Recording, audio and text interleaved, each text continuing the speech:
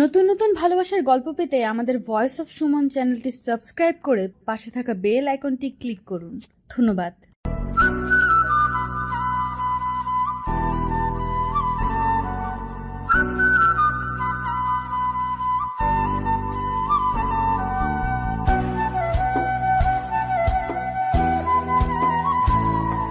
অনেকক্ষণ ধরে ফোন দিচ্ছে তিয়া বর্ণকে, কিন্তু বর্ণ ফোন ধরছে না। অনেকবার দেওয়ার পর ফোন রিসিভ করলো। তোমাকে না কতবার বললাম আমায় ফোন দিবে না, শুনতে পাও না? কেন ফোন দিয়েছো? এভাবে বলছো কেন? তোমার সাথে কথা বলতে ইচ্ছে করছিল তাই। আমার খুব ঘুম পেয়েছে, আর অনেক রাতও হয়েছে, তুমিও ঘুমিয়ে পড়ো। আর একটু কথা বলো না, এমন করছো কেন? তো কি করব তুমি বলো? তুমি জানো তোমার সাথে কথা বলার পর নিজেকে ঠিক রাখতে পারি না। আর না তুমি পারো, সেই তো কথা বলার পর কষ্ট ছাড়া আর কিছুই পাও না। তো কেন ফোন করো বলো তো? কি করব আমি? পাগল হয়ে যাই, নিঃশ্বাস আটকে যায়, নিজেকে ধরে রাখতে পারি না, তাই তো ফোন করি। প্লিজ তিয়া, এরকম আর করো না, বোঝার চেষ্টা করো। কি বুঝবো?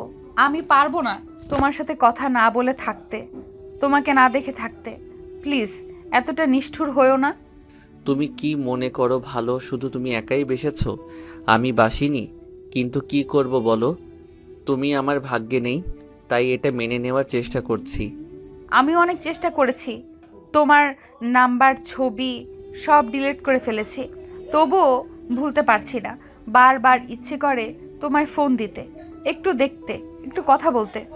আমি জানি তিয়া, সব বুঝি, বাট আমাদের কিছুই করার নেই, এটাই মেনে নিতে হবে। আমি আর পারছি না। আমাদের বাবারা আমাদের কষ্টটা কেন দেখে না, কেন বোঝে না আমাদের? প্লিজ কান্না বন্ধ করো। তুমি জানো আমি তোমার কান্না সহ্য করতে পারি না, এই কারণেই বলি ফোন না দিতে। কথা বললে আরো বেশি কষ্ট পাবে। কাল দেখা করতে পারবে? অনেক দিন ধরে তোমায় দেখি না।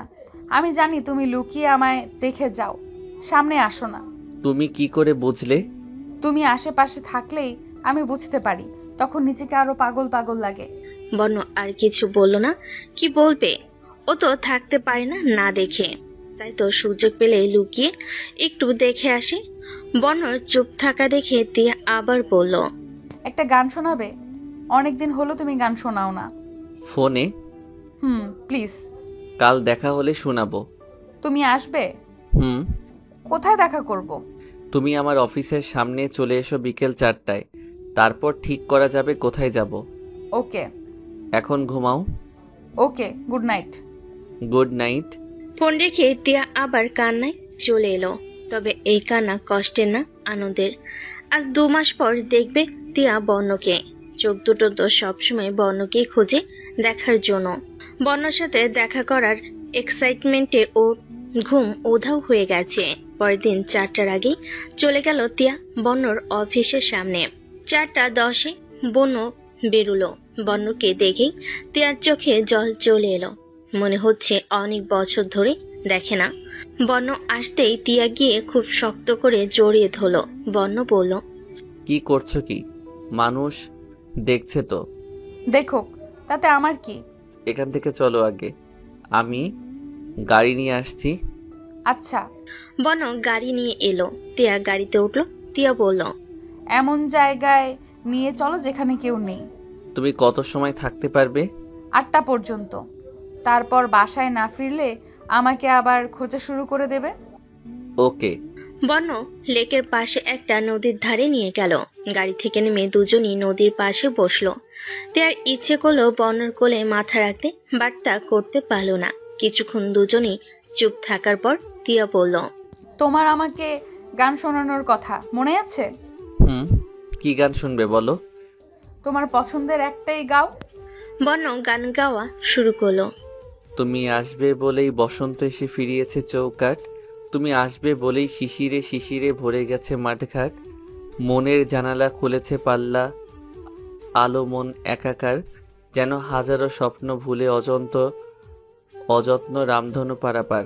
তুমি আসবে বলেই, তুমি আসবে বলেই কড়িঘাট গুণে বাদল বেলার ঘুম, তুমি আসবে বলেই হঠাৎ আনন্দে দুপুরটা নির্ঝুম, তবুও ভাবনা মেলেছে পাখনা সংশয়ে হাওয়ায়, বৃষ্টি ধারায়, ঝাপসা তারায়, সুখের সান্ত্বনায় তুমি আসবে বলেই। গান গাওয়ার সময় বন্য নদীর দিকে তাকিয়েছিল আর তিয়া বন্যর দিকে। বন্য জানে তিয়া ওর দিকেই তাকিয়ে থাকবে, তাই ও তাকায়নি। গান শেষ করে দুজনেই কিছুক্ষণ চুপ থাকলো। নীরবতা ভেঙে তিয়া বলল, আগে থেকে অনেক শুকিয়ে গেছো। তুমি নিজেকে দেখো, চোখের নিচে কালি কেন? খাওয়া দাওয়া ঘুম ঠিক মতো করো না? ঘুমাও না রাতে? তিয়া চুপ থাকে। অনেক কান্না পাচ্ছে। কেন বন্য ওকে এসব জিজ্ঞেস করছে? বন্য জানে না ওর কথা ভেবেই রাতে ঘুম হয় না, খাবার গলা দিয়ে নামে না, ও যে থাকতে পারে না বন্যকে ছাড়া। তিয়ার চুপ থাকা দেখে বন্য আবার জিজ্ঞেস করলো, খেয়ে এসেছো? কি বলবে এখন? যদি খেয়ে আসেনি বলে তাহলে অনেক বকা খেতে হবে। বন্যর সাথে দেখা করার এক্সাইটমেন্টে ও খাওয়ার কথাই ভুলে গেছে। আমি খেয়ে ফেলেছি। হুম, তা বুঝতেই পারছি, চলো। কোথায় যাব? আর একটু থাকি না।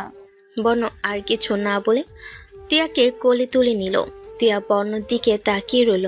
কতদিন পর বন্যর কোলে উঠেছে। ও ওর মাথাটা বন্যর বুকে রাখলো, হার্টবিট শোনার জন্য। কতদিন পর শুনবে বন্যর হার্টবিট। সে আগের মতোই ফাস্ট চলছে। তিয়াকে গাড়িতে বসিয়ে বন্য গাড়ি একটা রেস্টুরেন্টে নিয়ে গেল। এটা দেখে তিয়া জিজ্ঞেস করলো, এখানে কেন নিয়ে এসেছো? আমি তো বললাম খেয়ে এসেছি। আমার খিদা লেগেছে, আমি খাওয়ার জন্য আসছি। ও হেঁটে যাবে না, আবার কোলে নিতে হবে? নাও। সত্যি নিয়ে নেব? আমার কিন্তু একদমই লজ্জা নেই, তা তুমি জানো। তিয়া তাড়াতাড়ি নেমে গেল গাড়ি থেকে। সত্যি যদি কোলে তুলে নেয় এত মানুষের সামনে। তিয়া ধরফরিয়ে নামা দেখে বন্য হেসে দিল। তিয়া বলল, চলো। বন্য বিরিয়ানি অর্ডার করলো। কিছুক্ষণ পর ওইটার বিরিয়ানি দিয়ে গেল। বন্য খাওয়া শুরু করলো, কিন্তু তিয়া না খেয়ে বন্যর দিকে তাকিয়ে আছে। তা দেখে বন্য বলল, কি হলো? আমাকে দেখলে পেট ভরবে না? খাও। তোমাকে দেখলেই আমার পেট ভরে যায়। তুমি খাবে কি না বলো? তুমি খাইয়ে দাও। বন্য আর কথা বাড়ালো না, নিজের খাওয়া বাদ দিয়ে তিয়াকে খাওয়াতে শুরু করলো। আর তিয়া বন্যর দিকে তাকিয়ে আছে। খাওয়া শেষে বিল মিটিয়ে বেরিয়ে এলো বাইরে। ঘড়ির দিকে তাকিয়ে দেখে 6:30 বাজে। এখন কি করবে? বাসায় পৌঁছে দেব? 8টার আগে আমি কোনোভাবেই বাসায় যাব না, আর তোমাকেও যেতে দেব না। তো এখন কি করবে? অন্য কোথাও নিয়ে চলো। তিয়ার কথা মতো বন্য গাড়ি নিয়ে গেল একটা পার্কে। এ সময় পার্কে মানুষ খুব কম থাকে, আর এখান থেকে তিয়ার বাসাও বেশি দূরে নয়, তাই এখানে নিয়ে আসলো। গাড়ি থেকে নেমে তারা একটা বেঞ্চে বসলো। তিয়া বন্যর হাত ধরে বলল, ছেলেরা অনেক স্ট্রং থাকতে পারে, যে কোনো কষ্ট সহ্য করতে পারে, তাই না? মানে? তুমি নিজের কষ্টটা যেভাবে লুকিয়ে রাখো, নিজেকে স্ট্রং রাখো, তা আমি পারি না। তাই তো বারবার ফোন দেই তোমার বারণ সত্ত্বেও। কিন্তু তুমি কেন এমন করো? তিয়া, আমি বাইরে থেকে যতই স্ট্রং থাকি না কেন, ভেতরে তুমি তোমার বাবা মাকে ছেড়ে চলে আসতে পারবে? পারলে তো অনেক আগেই চলে আসতাম। তুমি জানো তা আমি পারবো না। তারা আমায় জন্ম দিয়েছেন, এইভাবে ছেড়ে চলে আসবো কি করে? আমরা আরও বুঝবার চেষ্টা করব, কিন্তু প্লিজ তুমি কথা বলা বন্ধ করো না। কথা বলে কি হবে? ফিউচার নিয়ে ভেবেছো? আমার বাবা মা, তোমার বাবা, কেউ কোনোদিনও মনে হয় না আমাদের একসাথে মেনে নেবেন। কম চেষ্টা তো করিনি, আর কি চেষ্টা করব? তারা তাদের শত্রুতা নিয়ে বসে আছেন। আজ হোক বা কাল তোমারও বিয়ে হবে, আমারও বিয়ে হবে, হয়তো অন্য কারোর সাথে। আমি চাই না বিয়ে করতে, কিন্তু বাবা মা ওদের জন্যই করতে হবে। আমি একমাত্র ছেলে তাদের, তখন সব কিছু মেনে নিতে অনেক কষ্ট হবে। তাই আমি অনেক ভেবেই সিদ্ধান্ত নিয়েছিলাম আমাদের কথা বলা, দেখা করা বন্ধ। বন্যর বিয়ের কথা শুনতে তিয়ার চোখে জল ভরে গেল। বন্য এতক্ষণ অন্যদিকে তাকিয়ে কথাগুলো বলছিল। তিয়ার দিকে তাকিয়ে দেখে ও কাঁদছে। তা দেখে বন্য বলল, এই পাগলি, কাঁদছো কেন? তিয়াকে জড়িয়ে ধরল বন্য। তিয়ার চোখে জল যে সহ্য করতে পারে না, বন্যকে জড়িয়ে ধরে কেঁদে চলেছে। বন্য বলল, কি হলো এমনভাবে কাঁদছো যেন আমি মরে গিয়েছি? চুপ, একদম আজে বাজে কথা বলবে না। তোমাকে আমি অন্য কারোর সাথে সহ্য করতে পারবো না। প্লিজ বিয়ের কথা বলো না। আমি মরে গেলে যাকে... তিয়ার মুখে হাত দিয়ে এখন তুমি কি বলছো? আমি বললে আজে বাজে, আর তুমি বললে? কি করব বলো? যখনই ভাবি তুমি অন্য কাউকে বিয়ে করবে আমার দম বন্ধ হয়ে আসে। প্লিজ এমনটা করো না। করবো না, আমার ইচ্ছে থাকলে তো অনেক আগেই করে ফেলতাম। এখন কান্না বন্ধ করো আর চলো বাসায়। না, যাব না। আমি এখানেই তোমার কাছে থাকবো। তোমার বাবা ভাই এসে আমাকে বলবে আমি তাদের মেয়েকে তুলে নিয়ে এসেছি, জেলে দেবে আমাকে। তোমার জন্য জেলে যেতে পারবো না। অবশ্যই পারবো, তুমি যেখানে বলবে সেখানে যেতে পারবো, কিন্তু এখন এখান থেকে ওঠা উচিত। ভালো লাগছে না, এইখানে থাকতেই ভালো লাগছে। তোমার যাওয়ার টাইমও হয়ে গেছে, তো পরে সবাই খুঁজতে বের হয়ে যাবে। তোমার সাথে থাকতে সময় কখন চলে যায় বুঝতেই পারি না। তাই এখন চলো। ওকে, তবে হেঁটে আমাকে বাসায় পৌঁছে দিতে হবে। গাড়ি? পরে এসে নিয়ে যাবে। আচ্ছা চলো। তিয়া বন্যর হাত জড়িয়ে ধরে ঘাড়ে মাথা রেখে হাঁটছে আর কথা বলছে। হঠাৎ সামনে তাকিয়ে দেখে তুষার রাগী দৃষ্টিতে তাকিয়ে আছে ওদের দিকে। তা দেখে তিয়া বন্যর হাত ছেড়ে দিয়ে বলল, ভাইয়া, এখন কি করব? এখন তো বাবাকে বানিয়ে বানিয়ে আরো কত কিছু বলবে। বলুক, তুমি নিশ্চিন্তে যাও, ভয় পেও না। বাসায় কি হয় তা ফোনে জানিও। আচ্ছা, তুমিও সাবধানে যাবে। তিয়া আস্তে আস্তে হেঁটে চলে যায়। তুষারও বন্যর দিকে একবার রাগের চোখে তাকিয়ে তিয়ার পেছন পেছন বাসায় ঢুকে গেল। বন্য টেনশনে পড়ে যায়, মনে মনে ভাবে, আমার জন্য আবার ওকে কথা শুনতে হবে। এই জন্যে দেখা করতে কথা বলতে বারণ করি, কিন্তু আমার কথা শুনলে তো আমার তো ইচ্ছে করে ওর সাথে কথা বলতে, সারাক্ষণ এই বুকে আগলে রাখতে, কিন্তু আমি নিরুপায়, পারবো না ওকে আমার কাছে রাখতে। তিয়া বাসায় ঢুকতেই রুমে গিয়ে দরজা বন্ধ করে দেয়। ও জানে এখন তুষার ওর বাবার কান ভাঙাবে আর ওর বাবা ওর কাছে আসবে। যা ভাবছে তাই হলো। তিয়া শুনতে পাচ্ছে ওর বাবা বলছে, এই ছোট লোকের বাচ্চার কাছে তুই আবার গিয়েছিস? তোকে ভুলিয়ে আবার নিয়ে গেছে তাই না? ওকে আমি ছাড়বো না। ওর সাহস কী করে হয় আমার মেয়ের দিকে আবার হাত বাড়ানোর? এই হাত আমি কেটে ফেলবো। আরো নানা রকম কথা বলে বন্য আর ওর বাবাকে গালাগাল করছেন তিয়ার বাবা। এসব শুনে তিয়ার কান্না চলে এলো। নিজেকে মারতে ইচ্ছে করছে। বন্য তো এখানে কোনো দোষ নেই, ওই তো দেখা করার জন্য পাগল হয়ে গিয়েছিল। তাহলে কেন বন্যকে এত কথা বলছেন? তিয়া মনে মনে ভাবলো। আগের দিনগুলোই অনেক ভালো ছিল, কেন এত জলদি সেই দিনগুলো চলে গেল? কত ভালোই তো ছিল বর্ণ আর ওর ভালোবাসা নিয়ে। কেন এত জলদি বর্ণর থেকে ওকে দূরে সরিয়ে দেওয়া হলো? তিয়া সেই দিনের কথা ভাবতে লাগলো। ওদের দেখা হওয়া, কথা বলা। তখন বন্য তিয়া আলাদা বাড়ি থাকতো, আর এখনো থাকে। বাসাটা দূরত্ব অনেক। তিয়া বনানী আর বন্য গুলশান। তখন ওরা কখনো সরাসরি কথা বলেনি, নামটাও জানতো না একে অপরের। শুধু মাঝে মাঝে রাস্তায় দেখা হতো, কখনো ভালোভাবে তাকাতো না পর্যন্ত একে অপরের দিকে। বন্য মেয়েদের সাথে কথা বলতে তেমন পছন্দ করতো না। সাজে কি ওদের প্রথম কথা বলা, ভালো লাগা, তারপর আস্তে আস্তে ভালোবাসা। তিয়া কখনো ভাবতে পারেনি কাউকে সে এতটা ভালোবেসে ফেলবে, আর কেউ ওকে এতটা ভালোবাসবে। আরও এটাও ভাবতে পারেনি যে মানুষটার সাথে সারা জীবন থাকার স্বপ্ন দেখেছে তার থেকে এত জলদি দূরে সরে যেতে হবে। বন্য ফোন দিচ্ছে কি হয়েছে বাসায় তা জানার জন্য, কিন্তু সেদিকে তিয়ার হুঁশ নেই। ও কাঁদছে আর অতীতে ডুব দিয়েছে 4 বছর আগে। তখন বন্য অনার্স শেষ করে মাস্টার্সে ভর্তি হয়েছে, আর তিয়া ইন্টার সেকেন্ড ইয়ারে পড়ে। কিছু মাস পর এইচএসসি পরীক্ষা, তাই কলেজ থেকে পিকনিকের অ্যারেঞ্জমেন্ট করা হয়। রিসার্চ স্টুডেন্ট এর ইচ্ছে সাজেক যাওয়ার প্ল্যান করে। সাজেক তিয়ার স্বপ্নের জায়গা ছিল, তাই বাসায় গিয়ে বাবাকে রাজি করে যাওয়ার পারমিশন দেওয়ার জন্য। তুষার রাজি ছিল না, তবু বোনের ইচ্ছের জন্য রাজি হয়ে যায়। তারপর বাবাকে রাজি করে। 2 দিনের ট্রিপ। আজ রাতে রওনা দিবে, কাল ভোরে খাগড়াছড়ি পৌঁছাবে। সেখান থেকে দীঘি নালা যাবে 10টার ভেতরে। তারপর সাজেক সেখানে গিয়ে কিছু জায়গা ঘুরে দেখবে, পরের দিন বাকি জায়গা ঘুরবে, তারপর খাগড়াছড়ি ফিরে সেখানে কিছু জায়গা দেখবে, রাতে রওনা দেবে, ভোরে ঢাকা ব্যাক করবে। তিয়ার বেস্ট ফ্রেন্ড সাইরাও যাবে। যাওয়ার আগের দিন রাত 10টার আগেই তিয়া রেডি হয়ে চলে যায় কলেজে। তুষার এগিয়ে দিয়ে যায়। তিয়া গিয়ে দেখে সাইরা দাঁড়িয়ে আছে। তিয়া সাইরার কাছে গিয়ে বলে, এখানে দাঁড়িয়ে কি করছিস? তোর জন্যই ওয়েট করছিলাম। চল, এখনই বাস ছেড়ে দেবে। হুম। রাত 10টায় বাস ছেড়ে দেয়। সেখান থেকে বাসে করে খাগড়াছড়ি যায়। খাগড়াছড়ি শহরে 6:30টায় পৌঁছায়। FNF নামে একটা হোটেলে যাই হালকা নাস্তা করার জন্য। রেস্টুরেন্টটা অনেক বড়, হাত মুখ ধোয়ার জন্য প্রচুর জায়গা আছে। সবে ফ্রেশ হয়ে খেয়ে দীঘিনালা যাওয়ার জন্য যাত্রা শুরু করে। 10টার সময় এসকর্ট যাই। এটা মিস করলে তাদের আর সাজেক ভ্রমণ হবে না।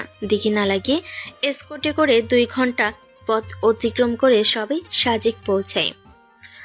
আলো রিসোর্ট নামে একটা রিসোর্টে ওঠে। তিয়া বারান্দায় গিয়ে রিসোর্টের চারপাশ মন ভরে দেখছে।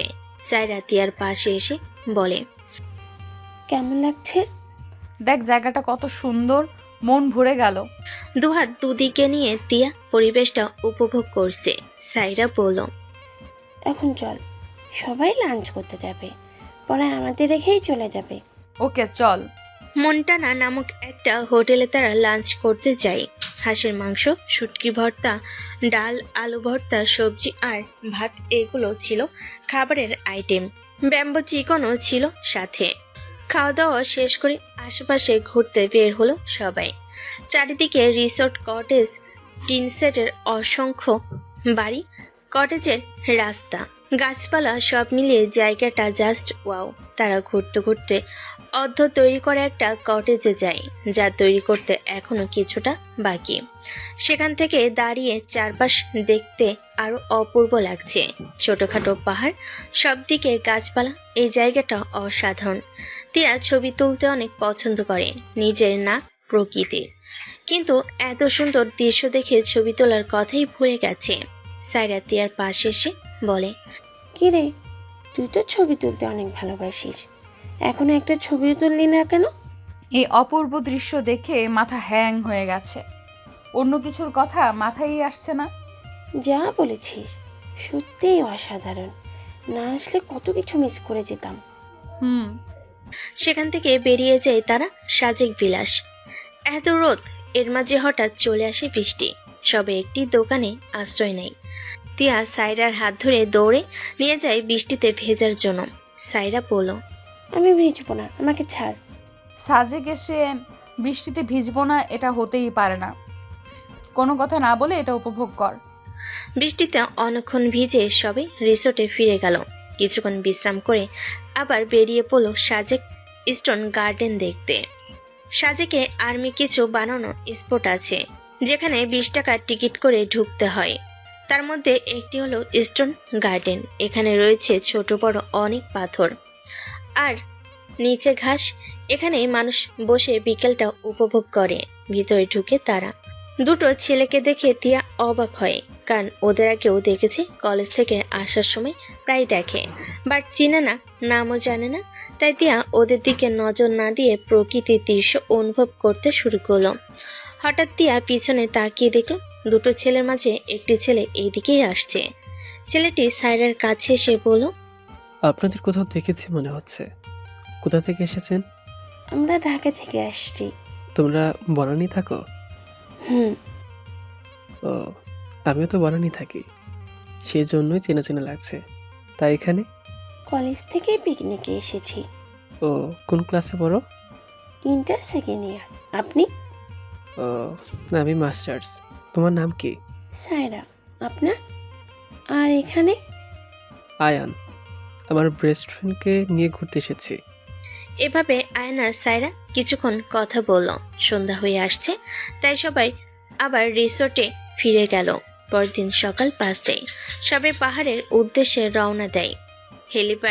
হেলিপ্যাড এর উপর দাঁড়িয়ে আছে সবাই সূর্যোদয় দেখার জন্য। সে এক অপূর্ব দৃশ্য, চারিদিকে মেঘ, চোখ ফেরানো যাচ্ছে না। সূর্যোদয় দেখার পর তারা রওনা দেয় কংলাক পাড়া যাওয়ার উদ্দেশ্যে। কাঁচা রাস্তা, চারিদিকে জঙ্গলের মতো গাছপালাই ভরা। তিয়া ক্যামেরা নিয়ে ছবি তুলছে আর আস্তে আস্তে হাঁটছে। কাঁচা রাস্তা হওয়ার কারণে মাঝে মাঝে অনেক গর্ত আর ফাটা জায়গা রয়েছে। তিয়া ছবি তোলায় আর প্রাকৃতিক সৌন্দর্য উপভোগ করে এতটাই মগ্ন ছিল যে ও লক্ষ্য করেনি সামনে গর্ত। সবে অনেকটা এগিয়ে গেছে, সাইরাও ওদের সাথেই আছে, তিয়াকে দেখেনি। হঠাৎ তিয়া হোঁচট খেয়ে পড়ে যেতে নিলেই কেউ একজন ধরে ফেলে। তিয়া হাত থেকে ক্যামেরাটা পড়ে যায়। তিয়ার সাথে সাথে চোখ বন্ধ করে নেয়। ও ভেবেছিল নিচে পড়ে গেছে, কিন্তু ও তাকিয়ে দেখে একটা ছেলে ওকে ধরে রেখেছে। ছেলেটি বলে, দেখে চলতে পারেন না? এখনই পাটা ভাঙতো। Sorry and thanks. It's okay. Tia ভালো করে তাকিয়ে দেখে কালকের ওই ছেলেটাই, আর ওর ফ্রেন্ডই সাইরার সাথে কথা বলছিল। তিয়ার সামনে তাকিয়ে দেখে ওর সাথে কাউকে দেখা যাচ্ছে না, সবে ওপরে উঠে গেছে। নিচ থেকে ক্যামেরাটা তুলে তিয়া ছেলেটাকে বলল, আমি যাই, সবাই আমাকে রেখে চলে গেছে। এখন না গেলে যদি সবাইকে হারিয়ে ফেলি।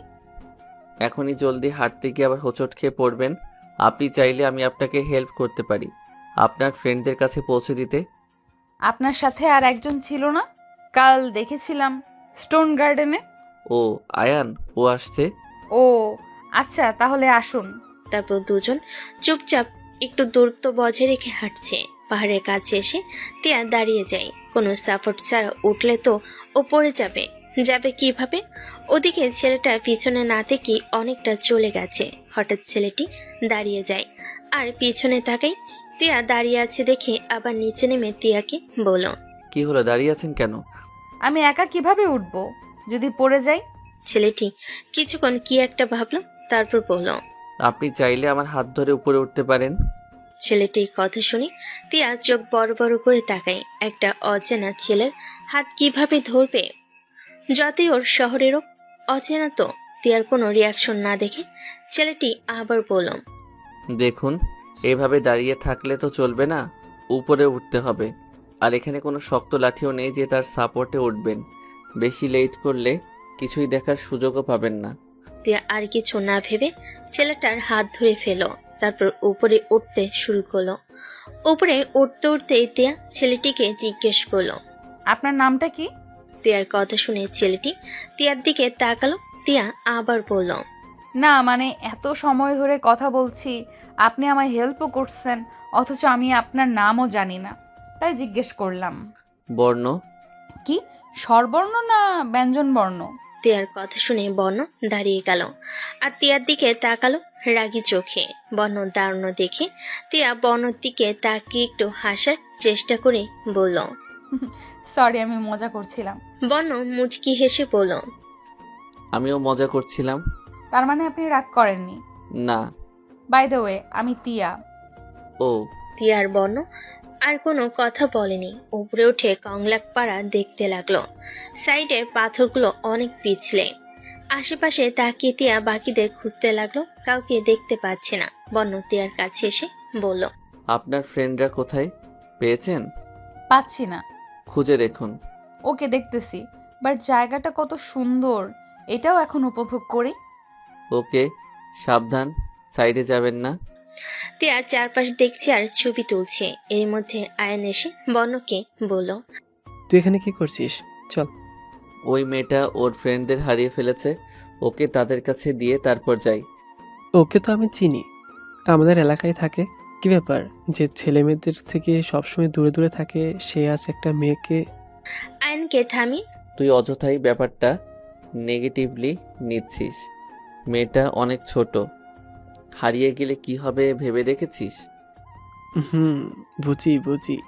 বর্ণ আর আয়ান এর কথায় কান দিল না। ও জানে আয়ন এটা নিয়ে মজা করবে। কিছুক্ষণ ঘোরার পর তিয়া বর্ণ আর আয়নের কাছে আসলো আর কাঁদো কাঁদো মুখ করে বলল, আমি ওদের কাউকেই খুঁজে পাইনি।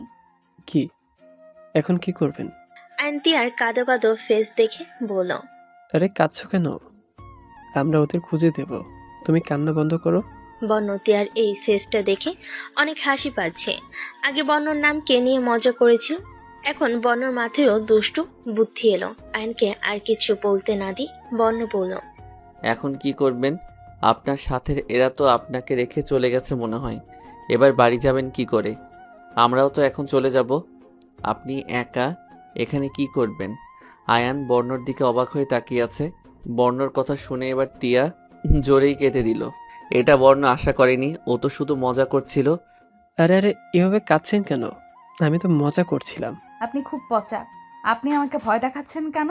ওকে, কান্না বন্ধ করেন। আর এখানে সব জায়গায় খুঁজে দেখি পাই কিনা। ওকে। তিয়া, বর্ণ, আয়ন, সাইরা বা সাথে কাউকেই খুঁজে পায়নি। এবার বর্ণর একটু টেনশন হচ্ছে। বর্ণ তিয়ার কাছে এসে বলল। চলুন নিচে গিয়ে দেখি ওরা ওখানে আছে কিনা। তারপর ওরা নিচে চলে গিয়ে তিয়াকে দেখে ওরা যে চাঁদের গাড়ি করে এখানে এসেছিল ওটা এখানে নেই। এটা দেখে তিয়া এবার অনেক জোরে কান্না করে দিল। তা দেখে আয়ন বর্ণর কানে কানে বলল। এই মেয়েটার চোখে এত জল কোথা থেকে আসে বলো তো? সব কিছুতেই শুধু কেঁদে দেয়। আমিও ভেবে পাচ্ছি না এখন কি করব। ওকে তো একা রেখেও যেতে পারবো না। আমাদের তো আরও 15 দিন পর ফেরার প্ল্যান। আরও অনেক জায়গায় ঘুরবো। ওয়েট, ওকে জিজ্ঞেস করে দেখি হোটেলে গেলে ওদের পাবে কিনা। বর্ণ তিয়ার কাছে এসে জিজ্ঞেস করলো। আপনারা কোন হোটেলে উঠেছেন? সেখানে গেলে কি তাদের পাবো? আজ ওরা খাগড়াছড়ি ফিরে যাবে, হোটেলে উঠবে না। ও শিট, তাহলে কাউকে ফোন দিয়ে দেখেন ওরা কোথায়। আমার কাছে ফোন নেই। আমার ফোন দিয়ে করেন। তিয়া বর্ণর ফোন দিয়ে সাইরাকে কল করলো, কিন্তু সাইরা ফোন ধরছে না। অনেকবার কল করার পরও ধরেনি। ওর আর কারোর নাম্বার মনে নেই। কেঁদে কেঁদে বর্ণকে বলল। সায়রা ফোন ধরছে না, আর কারোর নাম্বারও মনে নেই। বর্ণ তিয়ার কাছ থেকে চলে এসে আয়নের কাছে গেল, গিয়ে বলল। মনে হয় প্ল্যান ক্যান্সেল করতে হবে। এভাবে মেয়েটিকে তো একা রেখে যাওয়া যাবে না। হোটেলে গেলে হবে না। না, আর ফোন দিয়েও পাইনি। আজই ঢাকায় ব্যাক করতে হবে। আয়ন মন খারাপ করে বলল। হুম, তারপর আয়ন তিয়ার কাছে গিয়ে বলল। তুমি চাইলে আমরা তোমাকে ঢাকা পৌঁছে দিতে পারবো। আজ রাতের বাসে খাগড়াছড়ি থেকে ঢাকা ব্যাক করব। তিয়া আর কোনো রাস্তা না পেয়ে রাজি হয়ে গেল। তারপর তিয়া, বর্ণ আর আয়ন ওখানের একটা হোটেলে সকালের নাস্তা সেরে ফেলল। নাস্তা সেরে তারা খাগড়াছড়ি যাওয়ার জন্য গাড়িতে উঠলো। বর্ণ মনে মনে ভাবলো। সেখানে গিয়ে যদি ওর ফ্রেন্ডদের খুঁজে পাই তাহলে অনেক ভালো হবে। আমাদের প্ল্যান ক্যান্সেল করতে হবে না, আর না পেলে আজই ঢাকা চলে যেতে হবে। হঠাৎ গাড়িটা থেমে গেল। সামনে তাকিয়ে দেখলো খুব সুন্দর একটা ক্যান্টিন। একটা লেকের উপর ক্যান্টিনটা রয়েছে। চারিদিকটা খুব সুন্দর। পানির উপরে ক্যান্টিনটা হওয়ার কারণে আরো সুন্দর লাগছে। ক্যান্টিনটার নাম প্রশান্ত ক্যান্টিন অ্যান্ড বেকারি। তিয়া সেখানে গিয়ে ফ্লোরে বসে পড়ল, পানিতে পা ডুবিয়ে। তা দেখে বর্ণ বলল। দেখবেন পরে যাবেন। বর্ণর বলতে দেরি হলো, তিয়ার পড়তে দেরি হলো না। তিয়ার সাথে সাথেই ধপাস। এদিক দিয়ে একটা ছেলে যাচ্ছিল। ছেলেটার পা তিয়ার পিঠে লেগে যায়, আর তিয়া নিজেকে সামলাতে না পেরে পড়ে যায়। তিয়া সাঁতার জানে না, তাই পানিতে পড়ে হাবুডুবু খাচ্ছে।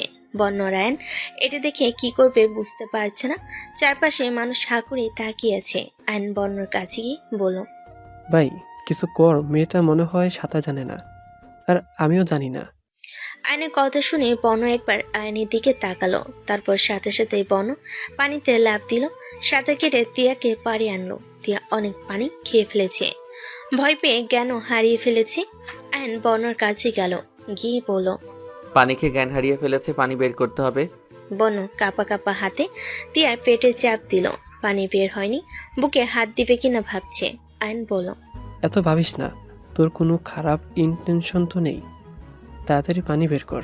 বর্ণ একবার তিয়ার দিকে তাকিয়ে চোখ বন্ধ করে বুকে চাপ দিল, আর পানি বের হয়ে গেল। বাট জ্ঞান ফেরেনি। তা দেখে বর্ণ আয়নকে বলল। জ্ঞান তো ফিরেনি। অক্সিজেন লাগবে, শ্বাস নিতে হয়তো পারছে না। এবার কি করব? তাড়াতাড়ি বাপ, দেরি করলে মেয়েটার কিছু হয়ে যেতে পারে। বর্ণ কিছুক্ষণ ভাবলো, তারপর আয়নকে বলল। তুই চোখ বন্ধ করে অন্যদিকে তাকা। আয়ন একটা শয়তানি হাসি দিয়ে বলল। বুঝেছি, ওকে, ক্যারি ওয়ান। বর্ণ আয়নের কথায় পাত্তা না দিয়ে তিয়ার মুখের কাছে মুখ নিয়ে গেল, আর বর্ণ নিজের মুখ দিয়ে তিয়াকে অক্সিজেন দিল। কিছুক্ষণের মধ্যে তিয়া জ্ঞান ফিরে এলো।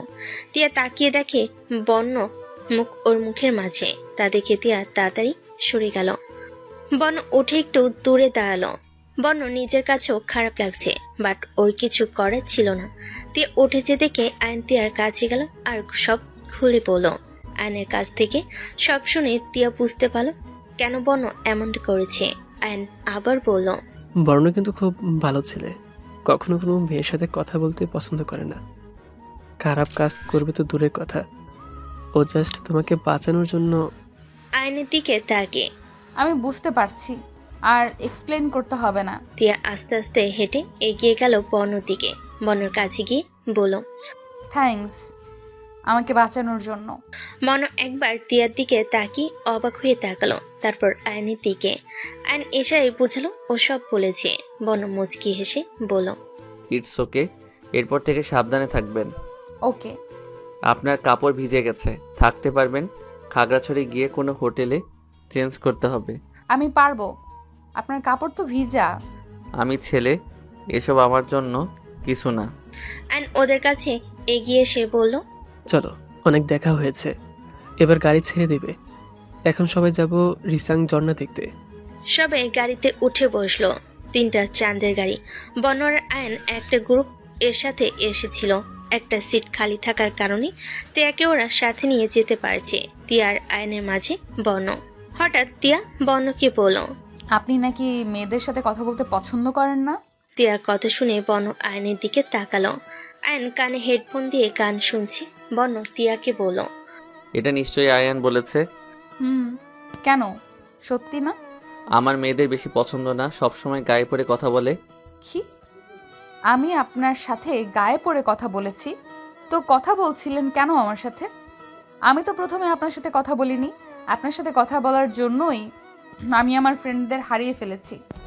অনেকটা রেগে কথাটা বলল তিয়া।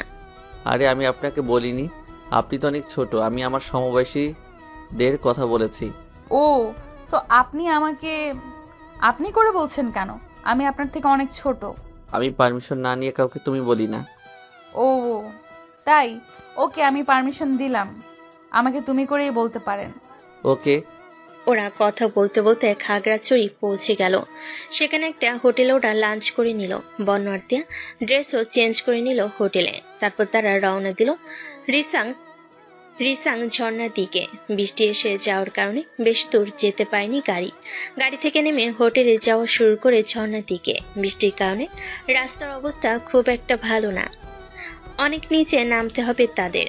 তিয়া তো ভয় পাচ্ছে পিছলে না পড়ে যায়। বর্ণ ব্যাপারটা বুঝতে পেরে তাই নিজের হাত এগিয়ে দেয় তিয়ার দিকে। তিয়াও হাতটা খুব শক্ত করে ধরে। তারপর আয়ন, তিয়া, বর্ণ আর বাকিরা নিচে নামতে শুরু করলো। অবশেষে পৌঁছে যায় ঝর্ণার কাছে। বর্ণ, তিয়া এখানেও সাইরা আর বাকিদের খুঁজে পায়নি। তারপর তারা ঝর্ণার কাছে গেল। তিয়া ঝর্ণা দেখি ওখানে যাওয়ার জন্য পা বাড়ায়। বৃষ্টির কারণে জায়গাটা পিছলে গেছে, ভালোভাবে হাঁটাও যাচ্ছে না।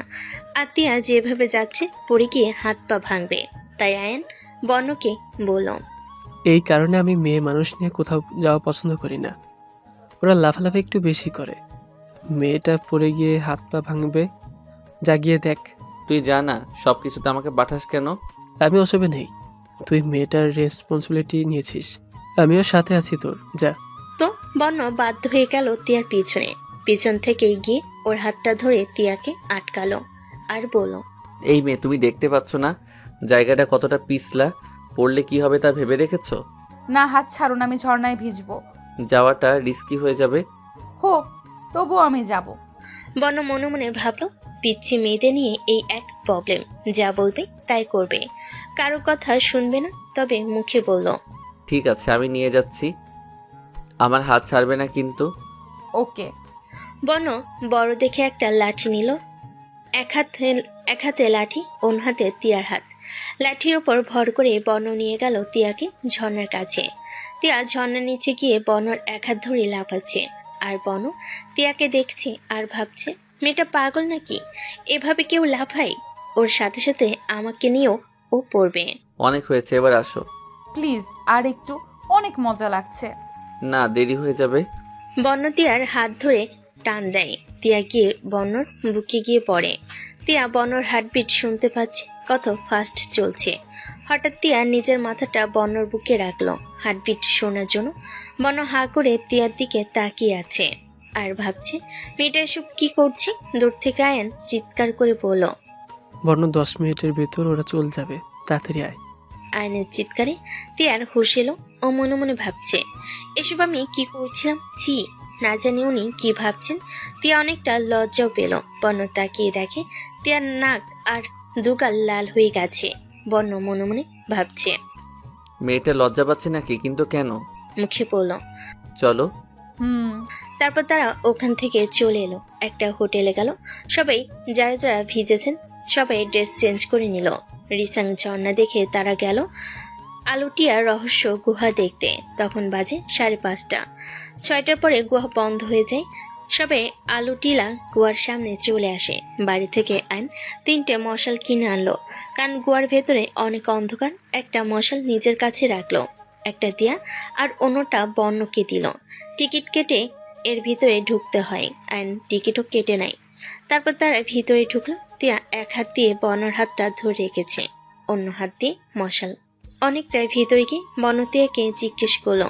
এখন কি মনে হচ্ছে? আমার মনে হচ্ছে ইন্ডিয়ানা জোনসের মতো আমিও অংশ নিয়েছি কোনো রোমাঞ্চকর অভিযানে। এক্স্যাক্টলি। ভেতরে এত পানি আর পাথর, ঠিকভাবে হাঁটতেই পারছি না। এগুলোর জন্যই তো মনে হচ্ছে। সাবধানে দেখে হাঁটো। হুম। মাত্র 15 মিনিটের অভিযান। আলোটিলা রহস্য গুহা ভেতরে অন্ধকার থাকলো। ভেতরে গেলে অনেক ভালো লাগে, তাই তো সবাই খাগড়াছড়ি এলে এখানে যাওয়া মিস করে না। মশাল কিনে অভিযান শুরু করে। আলুটিলা গুহা থেকে বেরিয়ে আসে 6টা বাজার আগে। এখনো কিছুটা আলো রয়ে গেছে, তাই তারা টিলার ওপরে যায়, যেখান থেকে খাগড়াছড়ি পুরো ভিউ দেখা যায়। সব দেখা শেষ করে তারা একটা হোটেলে যায়। রাত হয়ে গেছে, আর কিছুই দেখা নেই। 10টার আগে বাসও আসবে না। বন্যর আয়নের প্ল্যান ছিল খাগড়াছড়ি থেকে সোজা বান্দরবন যাবে, কিন্তু দেওয়ার জন্য এখন ওদের ঢাকা যেতে হবে। হোটেলে গিয়ে হালকা নাস্তা করে একটু রেস্ট নেয়। 10টা বেজে গেছে, বাস এসে গেছে, তাই সবাই বাসে উঠে পড়ে। বাসে উঠে বর্ণ তিয়াকে বলল। তুমি এই সিটে বসো, কোনো মেয়ে এসে বসবে তোমার পাশে। আমি পিছনে আয়নের সাথে আসছি। আপনি এখানে বসেন না, যদি কোনো মেয়ে না বসে ছেলে বসে, আমার ভয় করছে। আরে গাধা, এখানে ভয় পাওয়ার কি আছে? আমরা আছি না পিছনে? না, আপনি এখানে বসেন। ওকে আয়ান, আমি সামনে বসছি। ও একা বসতে ভয় পাচ্ছে। ওকে। বর্ণ তিয়ার পাশে বসলো। তিয়ার ব্যাগটা উপরে রাখলো, কানে হেডফোন লাগিয়ে চুপচাপ বসে আছে। কিছুক্ষণ পর গাড়ি ছেড়ে দিল। তিয়া সিটে হেলান দিয়ে ঘুমানোর চেষ্টা করছে। বর্ণ বাসে ঘুমাতে পারে না। ওর তো বড় বিছানা লাগে, হাত পা ছড়িয়ে ঘুমায়। তাই টাইম পাস করার জন্য গান শুনছে। পাশে তাকিয়ে দেখে তিয়া ঘুমিয়ে গেছে সিটে হেলান দিয়ে। কিছুক্ষণ তিয়ার দিকে তাকিয়ে রইল আর ভাবলো, মেয়েটা দেখতে খুব মিষ্টি, তবে বোকাও। মানুষকে খুব সহজে বিশ্বাস করে নেয়। পিচি তো, তাই আমরা দুটা ছেলের সাথে আসতে রাজি হয়ে গেল। ভাবলো না ওর সুযোগও নিতে পারি। অবশ্য আর কোনো রাস্তাও ছিল না ওর কাছে। তিয়ার কিছু চুল ওর মুখে এসে পড়ল। বন্য হাত দিয়ে চুলগুলো সরিয়ে দিল আর তিয়ার মাথাটা ওর কাঁধে রাখলো। জানালায় মাথা লেগে ব্যথা পেতে পারি তাই। তারপর বন্য ওর সিটে হেলান দিয়ে চোখ বন্ধ করে গান শুনতে শুরু করলো। রাত 3টে, বাস তার নিজের গতিতে চলছে। হঠাৎ তিয়ার ঘুম ভেঙে যায়।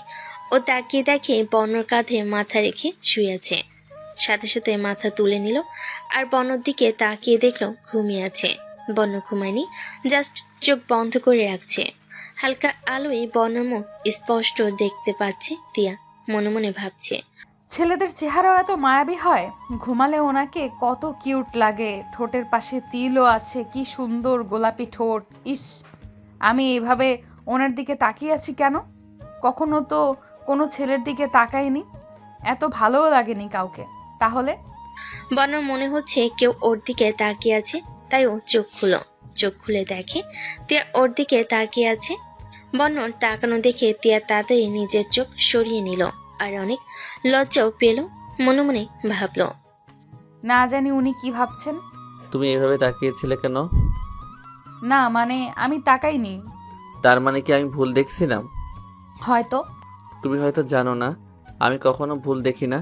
এখন মিথ্যে কথা না বলে বলো, কেন এভাবে তাকিয়েছিলে? আপনাকে দেখছিলাম। মুখ ফসকে বলে ফেলে। এটা বলার সাথে সাথেই মুখে হাত দিয়ে দেয়। ইস, এসব কি বলেছি? বন্য তিয়ার কথা শুনে হাঁ করে তিয়ার দিকে তাকালো আর বলল, কি? আসলে আপনার গালে একটি মশা বসেছিল, ওইটাই দেখছিলাম। রিয়েলি? হুম। বাট আমার কাছে তো মনে হয়নি আমার গালে মশা বসেছে। আপনার কাছে কিভাবে মনে হবে? আপনি তো ঘুমিয়েছিলেন। আমি ঘুমিয়েছিলাম না, জাস্ট চোখ বন্ধ করেছিলাম। আমি বাসে ঘুমাতে পারি না, আমার বিছানা লাগে। টিয়া এখন কি বলবে বুঝতে পারছে না। এইভাবে ধরা খেয়ে গেল কেন যে দেখতে গেলাম। টিয়া কিছু বলছে না দেখে বর্ণ আবার বলল, আচ্ছা এটা বাদ দাও, তোমার ফ্রেন্ডরা তো নিশ্চয়ই তোমাকে খুঁজছে, তাদের একবার ইনফর্ম করবে না? হ্যাঁ তাই তো, কিভাবে ওদের জানাবো? কারো নাম্বার মনে নেই, শুধু সায়রার নাম্বার মনে আছে। তাহলে সাইরাকে ফোন দাও। এই নাও ফোন, দেখো এখন পাও কি না। ওকে। টিয়া বন্যর ফোন দিয়ে সায়রাকে কল দিল, সাথে সাথে কল রিসিভ হলো। হ্যালো সায়রা, আমি তিয়া বলছি। টিয়া, তুই কোথায়? জানিস কোথায় কোথায় না তোকে খুঁজেছি। আমি আর স্যার তো সাজেকে থেকে গেছি শুধু তোকে খোঁজার জন্য। কি, তোরা চলে আয়, আমি ঢাকা যাচ্ছি। তোদের হারানোর পর আমি তোকে ফোন করেছিলাম, বাট তুই ফোন ধরিসনি।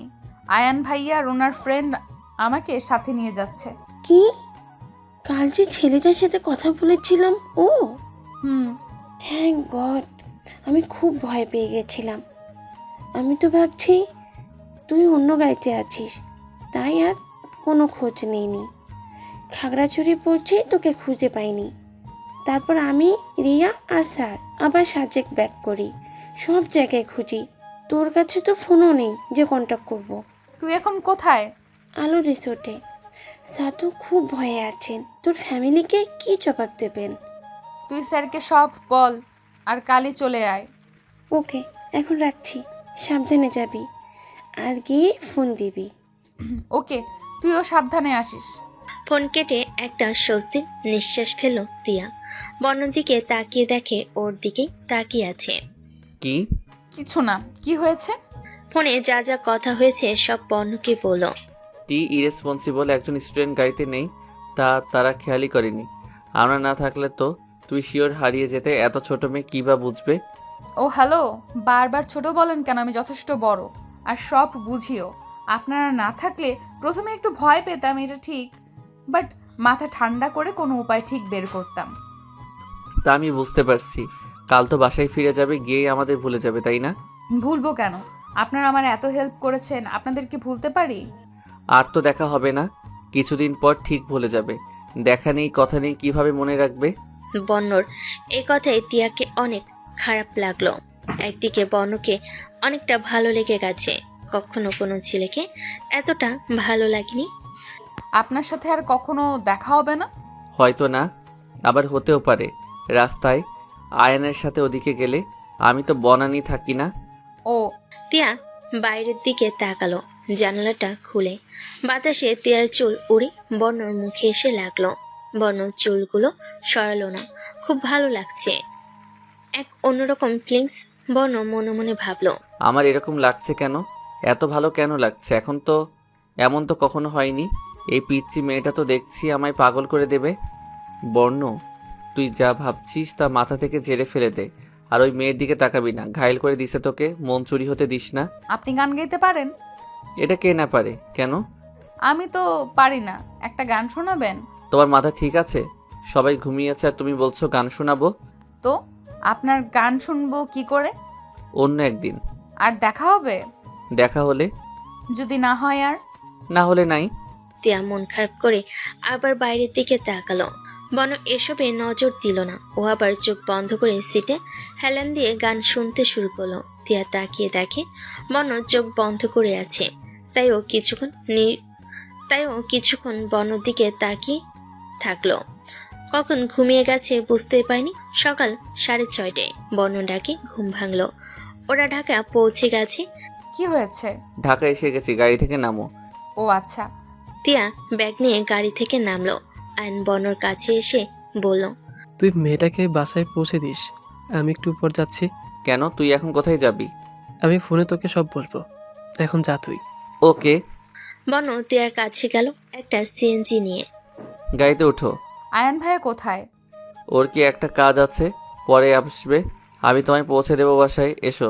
তারপর টিয়া সিএনজিতে উঠলো। বর্ণ পাশে বসলো।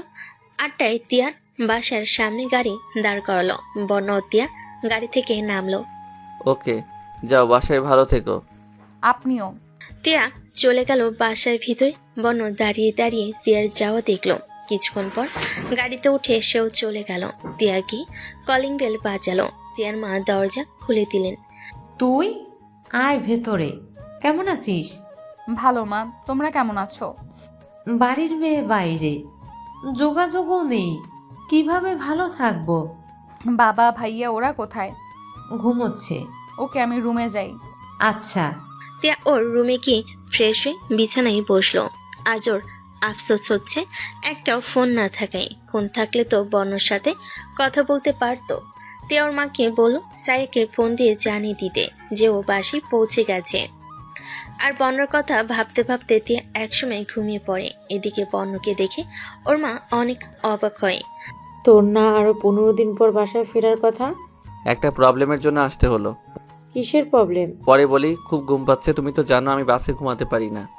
ওকে, তুই ফ্রেশ হয়ে আয়, আমি হালকা নাস্তা রেডি করছি, খেয়ে ঘুমিয়ে পড়বি। ওকে। বর্ণ গিয়ে ফ্রেশ হয়ে নিল। বর্ণর মা হালকা নাস্তা এনে ওকে দিল। বর্ণ খেয়ে ঘুমিয়ে পড়ল। তিয়ার মা অনেকক্ষণ ধরে দরজা ধাক্কাচ্ছেন আর ডাকছেন। তিয়ার মার ডাকে ঘুম ভেঙে যায়। উঠে দরজা খুলে দেয়। কি হয়েছে? তুই কি বলতো, কাল রাতও খেলি না আর আজও 8টা বেজে গেছে, ঘুম থেকে উঠছিস না? ভার্সিটিতে যাবি না? কিছুদিন পর ফাইনাল এক্সাম, এসব ভুলে যা মা, পড়ায় মনোযোগ দে। আচ্ছা। তিয়ার মা চলে গেলেন। তিয়া গিয়ে ফ্রেশ হয়ে নিল। এসে ফোন হাতে নিয়ে দেখে বর্ণ অনেক কল আর মেসেজ। কাল অতীত ভাবতে ভাবতে কখন যে ঘুমিয়ে গিয়েছিল আর খেয়ালই নেই। তাড়াতাড়ি বর্ণকে ফোন দিল।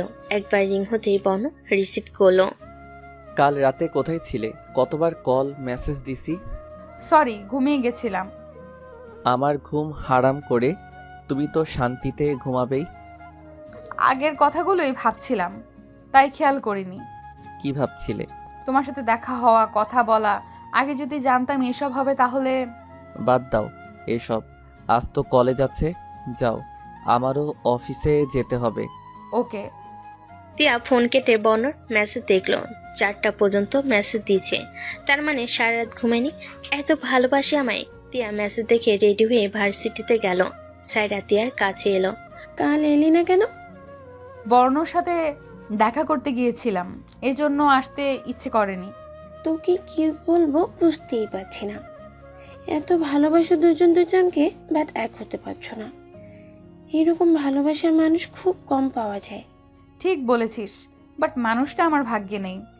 সাজেক থেকে ফিরে গিয়ে পাগলামিতে না করেছিলি বর্ণর সাথে দেখা করার জন্য।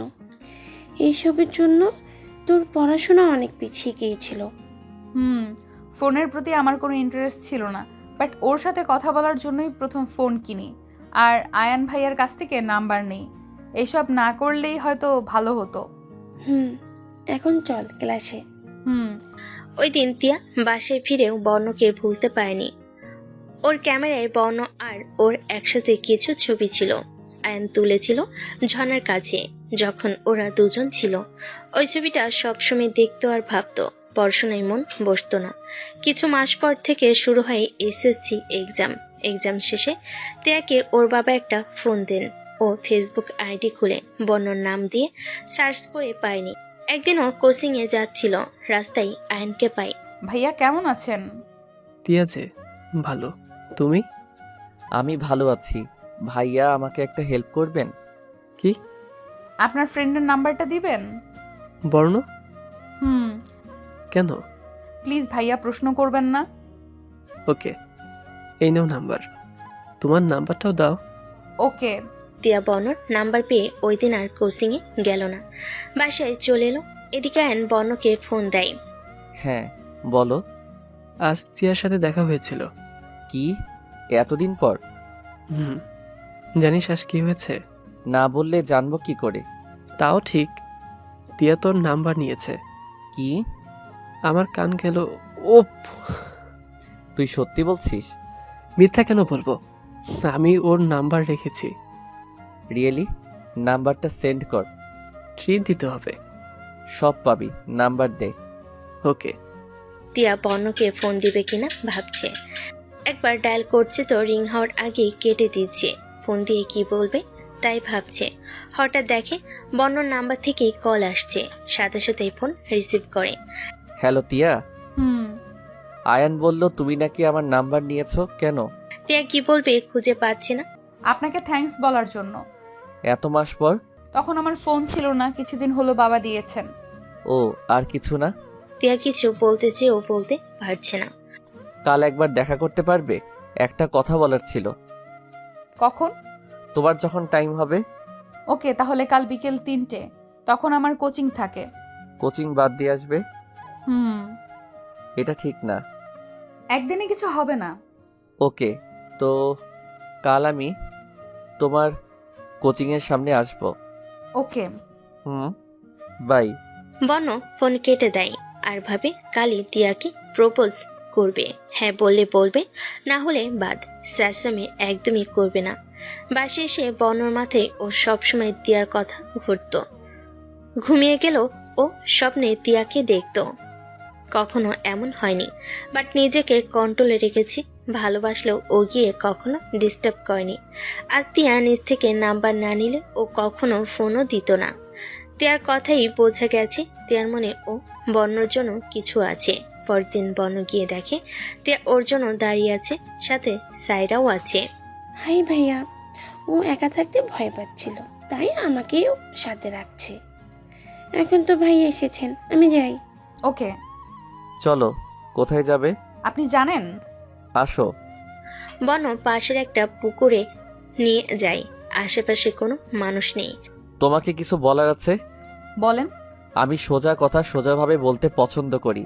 আমি আশা করছি তুমিও উত্তরটা সোজাভাবেই দেবে। কিসের? I love you. টিয়া কি বলবে বুঝতে পারছে না। মনে মনে অনেক খুশি হয়েছে। এতক্ষণ মনে হচ্ছে এই কথাটা শোনার অপেক্ষাই ছিল। লজ্জা পেয়ে মাথা নিচু করে রাখছে। টিয়া লজ্জা মাখা হাসি দেখে বন্যর উত্তর পেয়ে যায়। সাথে সাথে কি টিয়াকে জড়িত হলো। টিয়া পুরো বরফ হয়ে গেছে। আমি আমার উত্তর পেয়ে গেছি। হাত পা কাঁপছে। এই প্রথম কোনো ছেলে ছোঁয়া পেল। বন্য ব্যাপারটা বুঝতে পেরে টিয়াকে ছেড়ে দেয়। কুল, এত ভয় পেলে চলবে? আমি তোমার মুখ থেকে উত্তরটা শুনতে চাই। সবকিছু মুখ দিয়ে বলতে হয় না, তাই? তাহলে কি দিয়ে বলতে হয়? বুঝে নিতে হয়। আমি তো বুঝে নিয়েছি। তাহলে আর জিজ্ঞেস করছেন কেন? ওকে, নো প্রবলেম। এখন বাসায় যাও, বাসায় গিয়ে ফোন দেবো আমি। আচ্ছা। টিয়া চুপচাপ চলে আসে। বনরাজ নিজেকে অনেক হালকা লাগছে। মনের কথা বলতে পেরেছে। আর ওর মতো টিয়া ওকে ভালোবাসে। বন চলে যায় আয়নের বাসায়। আয়ন বনকে খুশি দেখে বলল, কি ব্যাপার, এত খুশি কেন? জানিস টিয়া, ও আমায় ভালোবাসে। কি, রিয়েলি? এটা তো গুড নিউজ। এবার ট্রিট দে। তুই এটা ছাড়া আর কিছু বুঝিস না? না। ওকে, দেব। এখন আমি যাই। সন্ধ্যায় দেখা করিস। হুম। বন বাসায় ফিরে যায়। নিজের রুমে গিয়ে টিয়াকে ফোন করলো। টিয়া ফোন ধরার পর, কি করছো? এই তো বাসায় আসলাম। আপনি? আপনি করে বলছো কেন? তুমি করে বলো। হঠাৎ তুমি করে বলবো কি করে? আস্তে আস্তে। ওকে, তা এত লেট হলো কেন আসতে? বাকি ক্লাস করে এসেছি, একটুই লেট হয়েছিল। ও ওকে, তো ফ্রেশ হয়ে খাও। ওকে, একটু পর ফোন দিচ্ছি। ওকে। এভাবেই চলতো তাদের কথা। মাঝে মাঝে টিয়া কোচিং ফাঁকি দিয়ে বনের সাথে দেখা করত। তারপর টিয়া পাবলিক ভার্সিটিতে পরীক্ষা দেয়, চান্স পায়নি। টিয়ার বাবার ইচ্ছে ছিল সিলেট সাস্টে পরীক্ষা দেওয়ার, সেখানে পড়ানোর। টিয়া পরীক্ষা দেয়নি, কারণ যদি চান্স পায় তাহলে ওকে বন থেকে দূরে যেতে হবে। চাইলে আর আগের মতো দেখা করতে পারবে না। তারপর টিয়ার বাবা বাধ্য হয়ে ন্যাশনাল ভার্সিটিতেই ভর্তি করেন। বন্য আর টিয়ার কলেজ পাশাপাশি থাকায় ওদের অনেক সুবিধা হয়। যে কোনো টাইমে ওরা দেখা করতে পারত। প্রায় 3 বছর ওরা প্রেম করে। দুজন দুজনকে পাগলের মতো ভালোবাসতো। কোনো ভুল বোঝাবুঝি তাদের মাঝে ছিল না। বন ওর মা বাবার একমাত্র ছেলে হওয়ার কারণে বন ওর মা বাবার সাথে অনেক ফ্রি ছিল। ওর মনের কথা ওর মা বাবাকে সবসময় বলতো, তাই টিয়ার কথা ওনাদের বলে। বন্যর বাবা জানতো না টিয়া কার মেয়ে, তাই তিনি টিয়াকে মেনে নেন বন্যর কথা ভেবে। তিনি ভেবেছিলেন তার ছেলে যখন পছন্দ করেছে তো ভুল কাউকে অবশ্যই পছন্দ করেনি। টিয়া বন্যর বাসায় অনেকবার গিয়েছে, বন্যই নিয়ে গিয়েছে। তিয়াকে বর্ণর মা অনেক ভালোবাসেন। একদিন বর্ণ আর তিয়ার বাসার পাশের একটা পুকুর পাড়ে বসেছিল। তিয়ার কলে বর্ণর মাথা। ওরা গল্প করছিল আর বর্ণ দুষ্টামি করছিল। তিয়াকে সুড়সুড়ি দিচ্ছিল আর তিয়া শুধু হাসছিল। এদিক দিয়ে তুষার যাচ্ছিল। কারোর হাসির শব্দ শুনে ও দাঁড়িয়ে যায়। সামনে এগিয়ে গিয়ে দেখে তারই বোন একটা ছেলের সাথে। তখন ওর খুব রাগ হয়, বাট তখন কিছু বলে না, চুপচাপ বাসায় ফিরে যায় আর ওর বাবাকে সব বলে। তিয়া ঘন্টাখানেক পরে বাসায় ফিরে এসে দেখে ওর বাবা আর ভাই ড্রয়িং রুমে মুখ গম্ভীর করে বসে আছেন। তিয়াকে আসতে দেখে তুষার এগিয়ে যায় আর তিয়াকে বলে, ছেলেটা কে? তুষারের কথা শুনে তিয়া ভয় পেয়ে যায়। আমতা আমতা করে বলে। মানে? তুষার এবার চিৎকার করে বলল। আমি দেখেছি আজ তোকে পুকুর পাড়ে কোনো ছেলের সাথে। তুষারের চিৎকার শুনে তিয়া কেঁপে ওঠে। তিয়ার বাবা সোফা থেকে উঠে তিয়ার কাছে এগিয়ে যান আর তিয়ার মাথায় হাত রেখে বলেন, ছেলেটাকে আমাদের বাসায় আসতে বল। তিয়া খুশি হয়ে বলল, সত্যি বাবা তুমি রাজি? হ্যাঁ রে মা, আমার মেয়ের খুশি আমার খুশি। তুষার অবাক হয়ে বলল, এটা কি বলছো তুমি? ঠিকই বলছি, তুমিও কিন্তু প্রেম করে বিয়ে করেছো, এটা ভুলে যেও না। তুষার চুপ হয়ে যায়। তিয়া গিয়ে ওর বাবাকে জড়িয়ে ধরে বলে, থ্যাংক ইউ বাবা। ওদের কালই আসতে বলো। ওকে। তিয়া খুশি হয়ে ওর রুমে যায় আর বর্ণকে ফোন দেয়। বর্ণ ফোন রিসিভ করে বলে, কি ব্যাপার? আমার পাখিটা কি আমার আদর মিস করছে? এখনই দেখা করলাম আর এখনই ফোন? তোমার বাজে কথা বন্ধ করো, একটা গুড নিউজ আছে। কি? বাবা আমাদের বিষয়ে জেনে গেছেন আর বাবা রাজি। বাবা বলেছে তোমাকে দেখা করতে, তোমার বাবা মাকে নিয়ে। সত্যি? হুম। কবে? তুমি যেদিন বলবে। ওকে, আমি বাসায় গিয়ে মা বাবার সাথে কথা বলে জানাচ্ছি। জলদি জানাবে কিন্তু। বাব্বা, তোমার তো দেখছি আমার বউ হওয়ার জন্য তর সইছে না। থুর, তুমিও না, যাও তো বাসায়, আমি ফোন রাখছি। তিয়া ফোন রেখে দেয়। বর্ণর কথায় তিয়া লজ্জা পেয়েছে দেখে মুচকি হাসে। বর্ণ ওর কাজ শেষ করে বাসায় ফিরে যায় আর তার বাবা মাকে সব বলে। ওনারাও দেখা করতে রাজি হন, কারণ ছেলে ভালো চাকরি করে আর বয়সও হয়েছে বিয়ের। পরশুদিন বর্ণর অফিস বন্ধ, তাই ওই দিনই দেখা করার ডেট ফিক্সড করা হয়। বর্ণ তিয়াকে সব জানিয়ে দেয়। তিয়া ওর মা বাবাকে সব জানায়।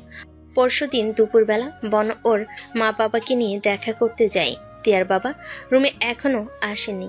বর্ণ আর ওর মা বাবা ড্রয়িং রুমে বসে আছেন। তিয়াকে ওর ভাবি শাড়ি পরিয়ে দিচ্ছেন। আজ প্রথম তিয়া শাড়ি পরবে, তাও বর্ণ বলেছে তাই।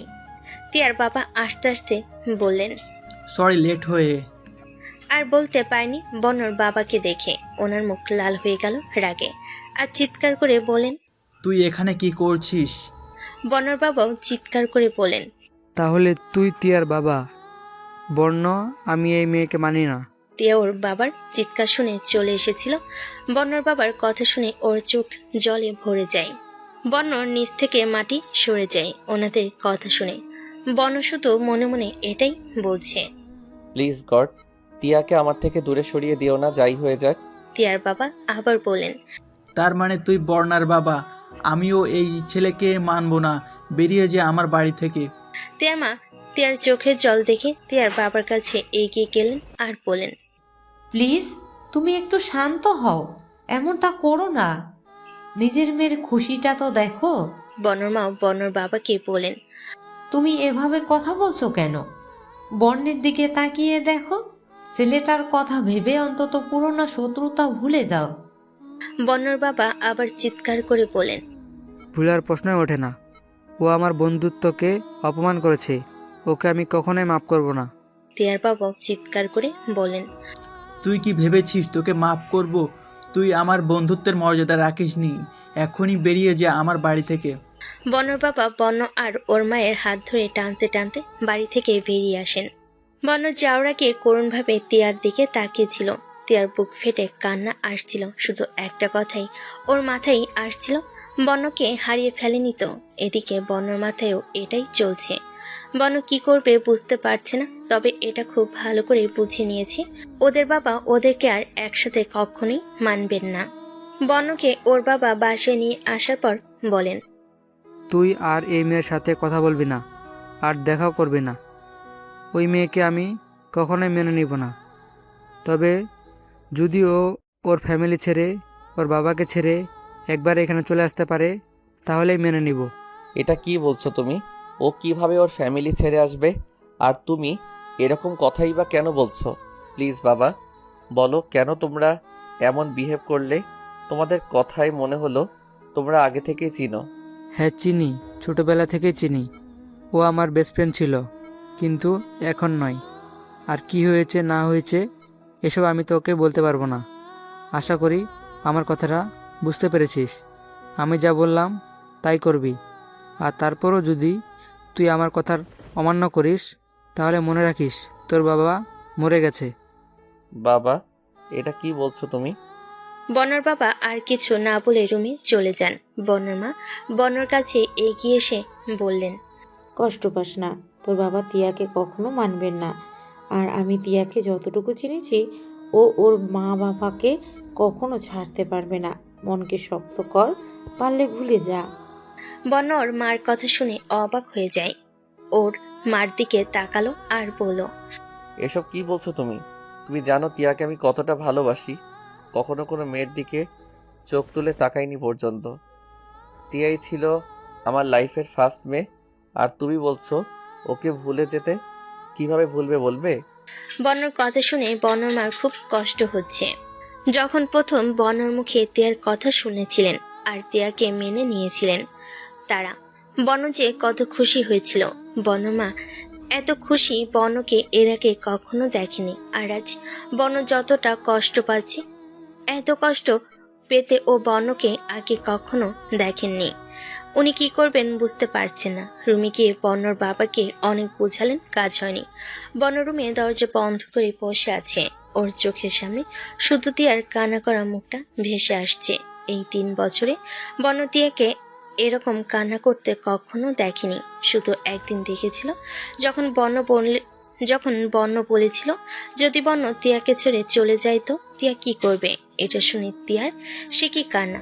বন কোনোভাবে তিয়াকে থামাতে পারছিল না। কান্না থামাতে বন তিয়ার ঠোঁটে নিজের ঠোঁট ডুবিয়ে নেয়। যখন তিয়া শান্ত হয় তখন বন তিয়াকে ছেড়ে দেয়। তারপর কান্নার বদলে কি লজ্জা পাচ্ছিল। 1 ঘন্টা বনর দিকে চোখ তুলে তাকায়নি।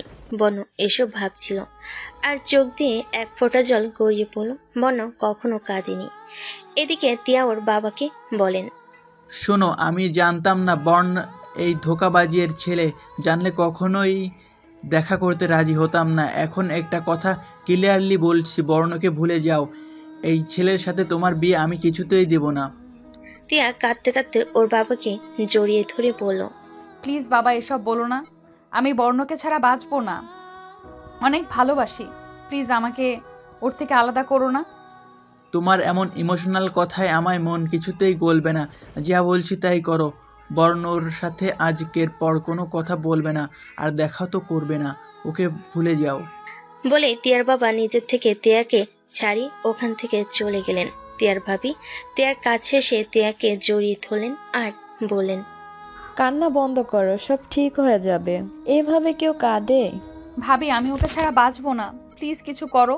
আমি এখন কি করব? তুমি আগে কান্না বন্ধ করো আর রুমে চলো।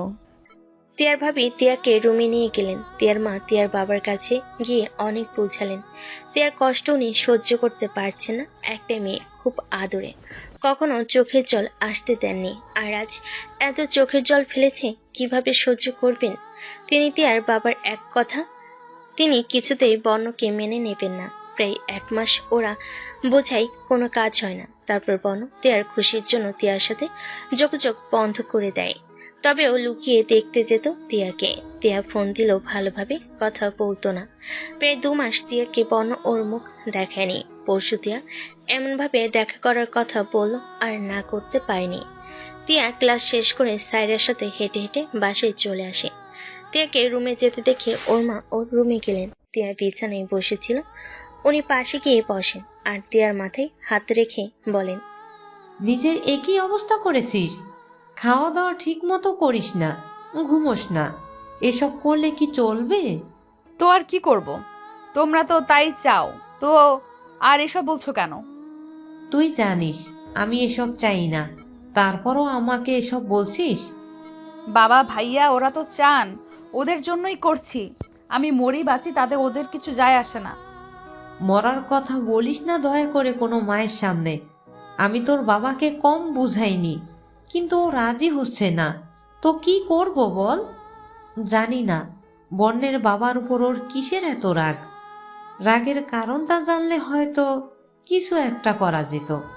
তুই এক কাজ কর, এই ব্যাপারে বর্ণর সাথে কথা বলে দেখ। ঠিক বলেছ, আমি এক্ষুনি ফোন দিচ্ছি।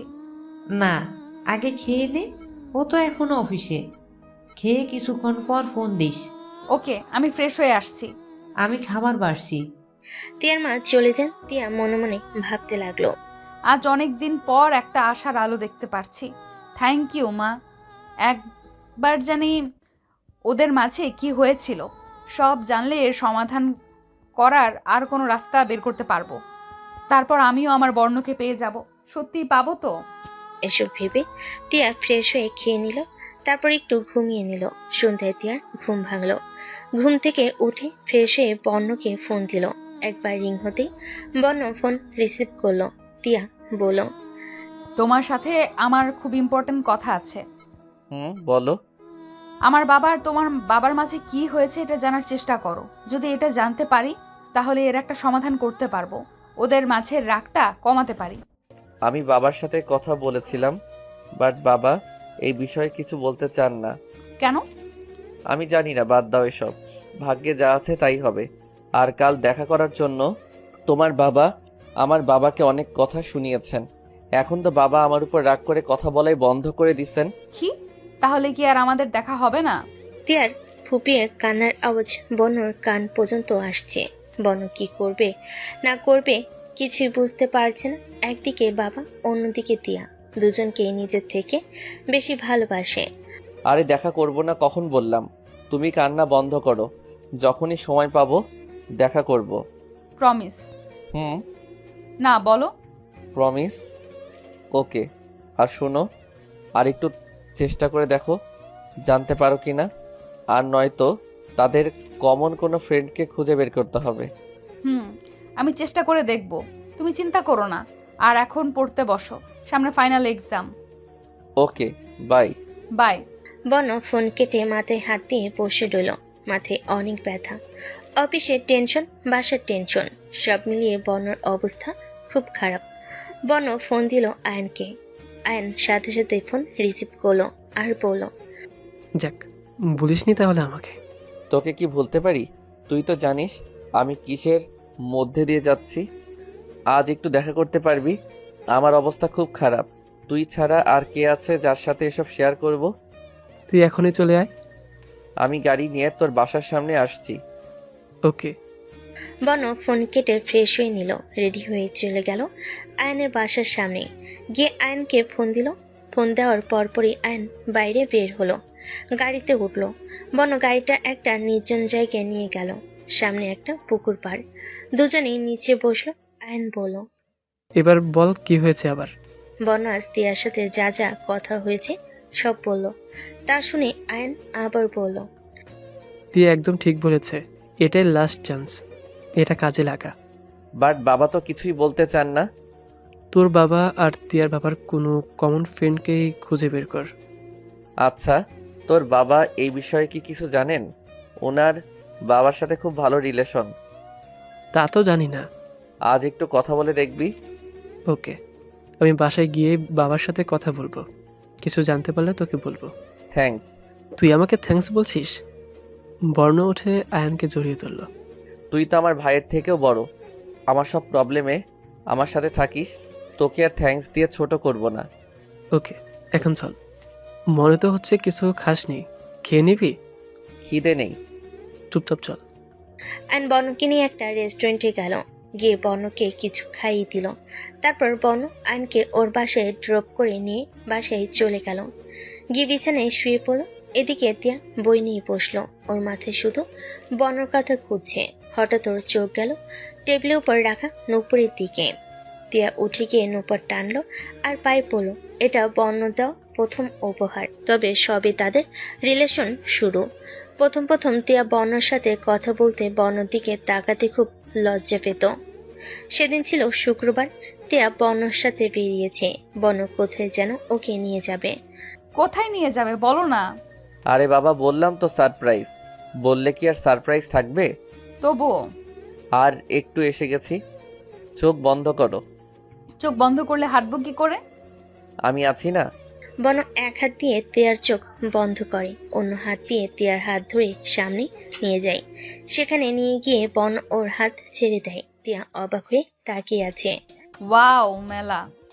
চলো, আজ তোমার যা পছন্দ সব কিনে দেব। আর বলো কি খাবে? টিয়া আরেকটু সামনে এগিয়ে যায়। বর্ণকে আঙ্গুল দিয়ে ইশারা করে দেখায় হাওয়াই মিঠাই খাবে। বর্ণ একটা হাওয়াই মিঠাই কিনে আনে। এ কি, একটা আনলে কেন? আমি কিন্তু তোমায় দেব না। আমায় রেখে যেতে পারবে? এটা ঠিক না, আমি এটা কাউকে ভাগ দেই না। কেউ আর আমি কি এক? না, ওকে আসো, তবে একটু দেব। এটা লাগবে, অন্য একটা মিষ্টি দিলেই হবে। কি বলবো? বলো। বর্ণ টিয়ার কাছে এগিয়ে যায়, গিয়ে টিয়ার কানের কাছে মুখ নিয়ে বলে, এটার থেকেও মিষ্টি তো তোমার ঠোঁটের ছোঁয়া, এটা দিলেই আমার হয়ে যাবে। টিয়া লজ্জায় মাথা নিচু করে রাখে। বর্ণ আবার বলে, কি হলো, দিবে না? থুর, তুমি না, চলো তো। পাওনা কিন্তু রয়ে গেল। তুমি আসবে? চলো।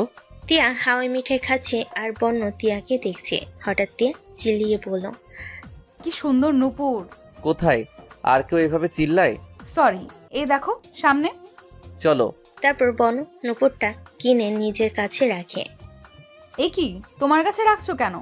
এটা তো আমার জন্য কিনছো। যাওয়ার সময় পরিয়ে দিব আমি নিজের হাতে। তাহলে এক্ষুনি চলো। আর একটু ঘুরি। না না, অনেক ঘুরছি, চলো। ওকে। টিয়ার কথায় বর্ণ মেলা থেকে বেরিয়ে সামনে গেল। একটা গাছের গুঁড়িতে টিয়া বসে পড়ল। এবার পরিয়ে দাও। বর্ণ টিয়ার পাশে বসে নুপুরটা পরিয়ে দিল।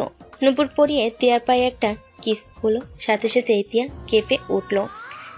এসব ভাবছে আর টিয়া কাঁদছে। নুপুরের দিকে তাকিয়ে আছে। এরকম আরো কত শত স্মৃতি রয়েছে, সব অতীত। অতীতটাই খুব সুন্দর ছিল। এসব ভাবতে ভাবতেই একসময় টিয়া ঘুমিয়ে পড়ে। রাত 10:30। টিয়ার মা এসে টিয়াকে ডাকেন খাওয়ার জন্য। টিয়া উঠে ডাইনিং টেবিলে যায়। চেয়ারে বসতেই তুষার বলে, বাবা, আমার দেখা খুব ভালো একটা ছেলে আছে। টিয়ার ওর খুব পছন্দ। ছেলে মাল্টিন্যাশনাল কোম্পানিতে জব করে, খুব ভালো বেতন পায়। টিয়ার বাবা একবার টিয়ার দিকে তাকালেন। টিয়া তুষারের কথা শুনে মাথা নিচু করে কাঁদছেন। তিনি বলেন, ছেলেটাকে আসতে বলো।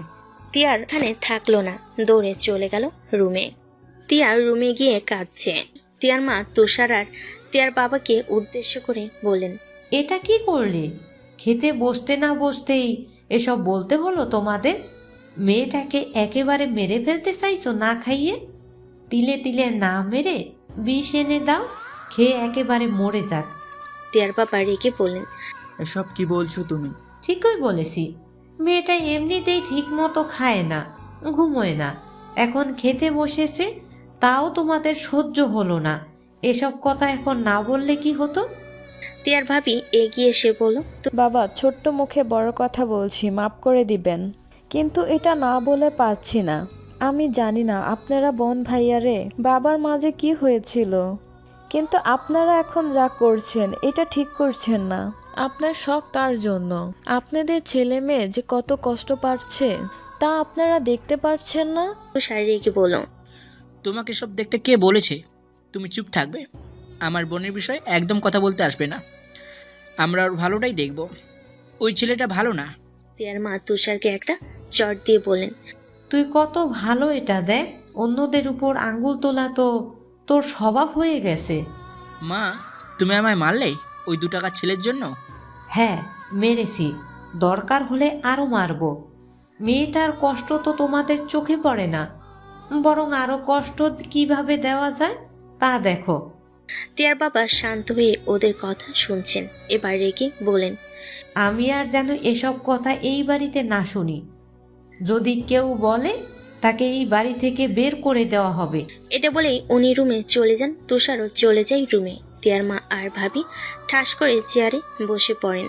সব আশা শেষ হয়ে গেল। টিয়া রুমে গিয়ে বালিশে মুখ গুজে শুধু কাঁদছে। ফোন বের করে বর্ণকে ফোন দিল। বর্ণ ফোন রিসিভ করছে না।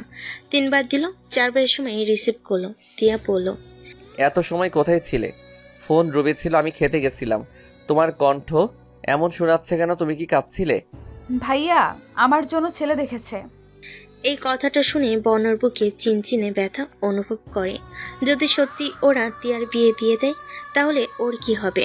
এতদিন মনকে অনেকভাবে মানালেও ও এখন আর মানতে পারছে না। এখন শুধু তিয়াকেই চাই মন। বনকে চুপ থাকতে দেখে তিয়া জোরে কেঁদে দিল আর কেঁদে কেঁদে বলল, তুমি ছাড়া অন্য কারোর সাথে আমার বিয়ে হলে আমি মরে যাব। বন শান্ত গলায় বলল, ছেলে দেখছে মানে এই না তোমার বিয়ে হয়ে গেছে। চিন্তা করো না, বিয়ে তোমার আমার সাথেই হবে। কিভাবে? প্লিজ যা করার তাড়াতাড়ি করো, আমি আর পারছি না, খুব কষ্ট হয়। তার আগে কান্না বন্ধ করো, আমি দেখছি কি করা যায়। তোমার সাথে পরে কথা বলছি। আয়ন ওর মা বাবা আর ছোট ভাই আবি ডাইনিং টেবিলে বসে আছে। আয়ন কি বলে শুরু করবে বুঝতে পারছে না। যদি ওর বাবা কারণ জিজ্ঞেস করে তাহলে এসব কিভাবে বলবে। শেষে বলে ফেল, বাবা, তুমি বর্ণর বাবাকে ছোটবেলা থেকে চিনো তাই না? কেন? মিস্টার তিয়াস আহমেদকে চিনো? নামটা চিনা চিনা লাগের। ওনার বাসা কোথায়? এখানেই থাকে না, গুলশান। আয়নের বাবা অনেকক্ষণ ভাবলেন, তারপর বলেন, মনে পড়েছে। বর্ণর বাবা আর তিয়াস তো একসাথেই পড়তো। শুনেছি ওনারা নাকি বেস্ট ফ্রেন্ড ছিলেন। ছিলেন তো। আমি ওদের 1 বছর সিনিয়র ছিলাম। তারপরে ওদের সাথে আমার খুব ভালো রিলেশন ছিল। এখন তো ওরা একজন আরেকজনকে সহ্য করতে পারে না। তুমি কি জানো ওদের মাঝে কি হয়েছিল?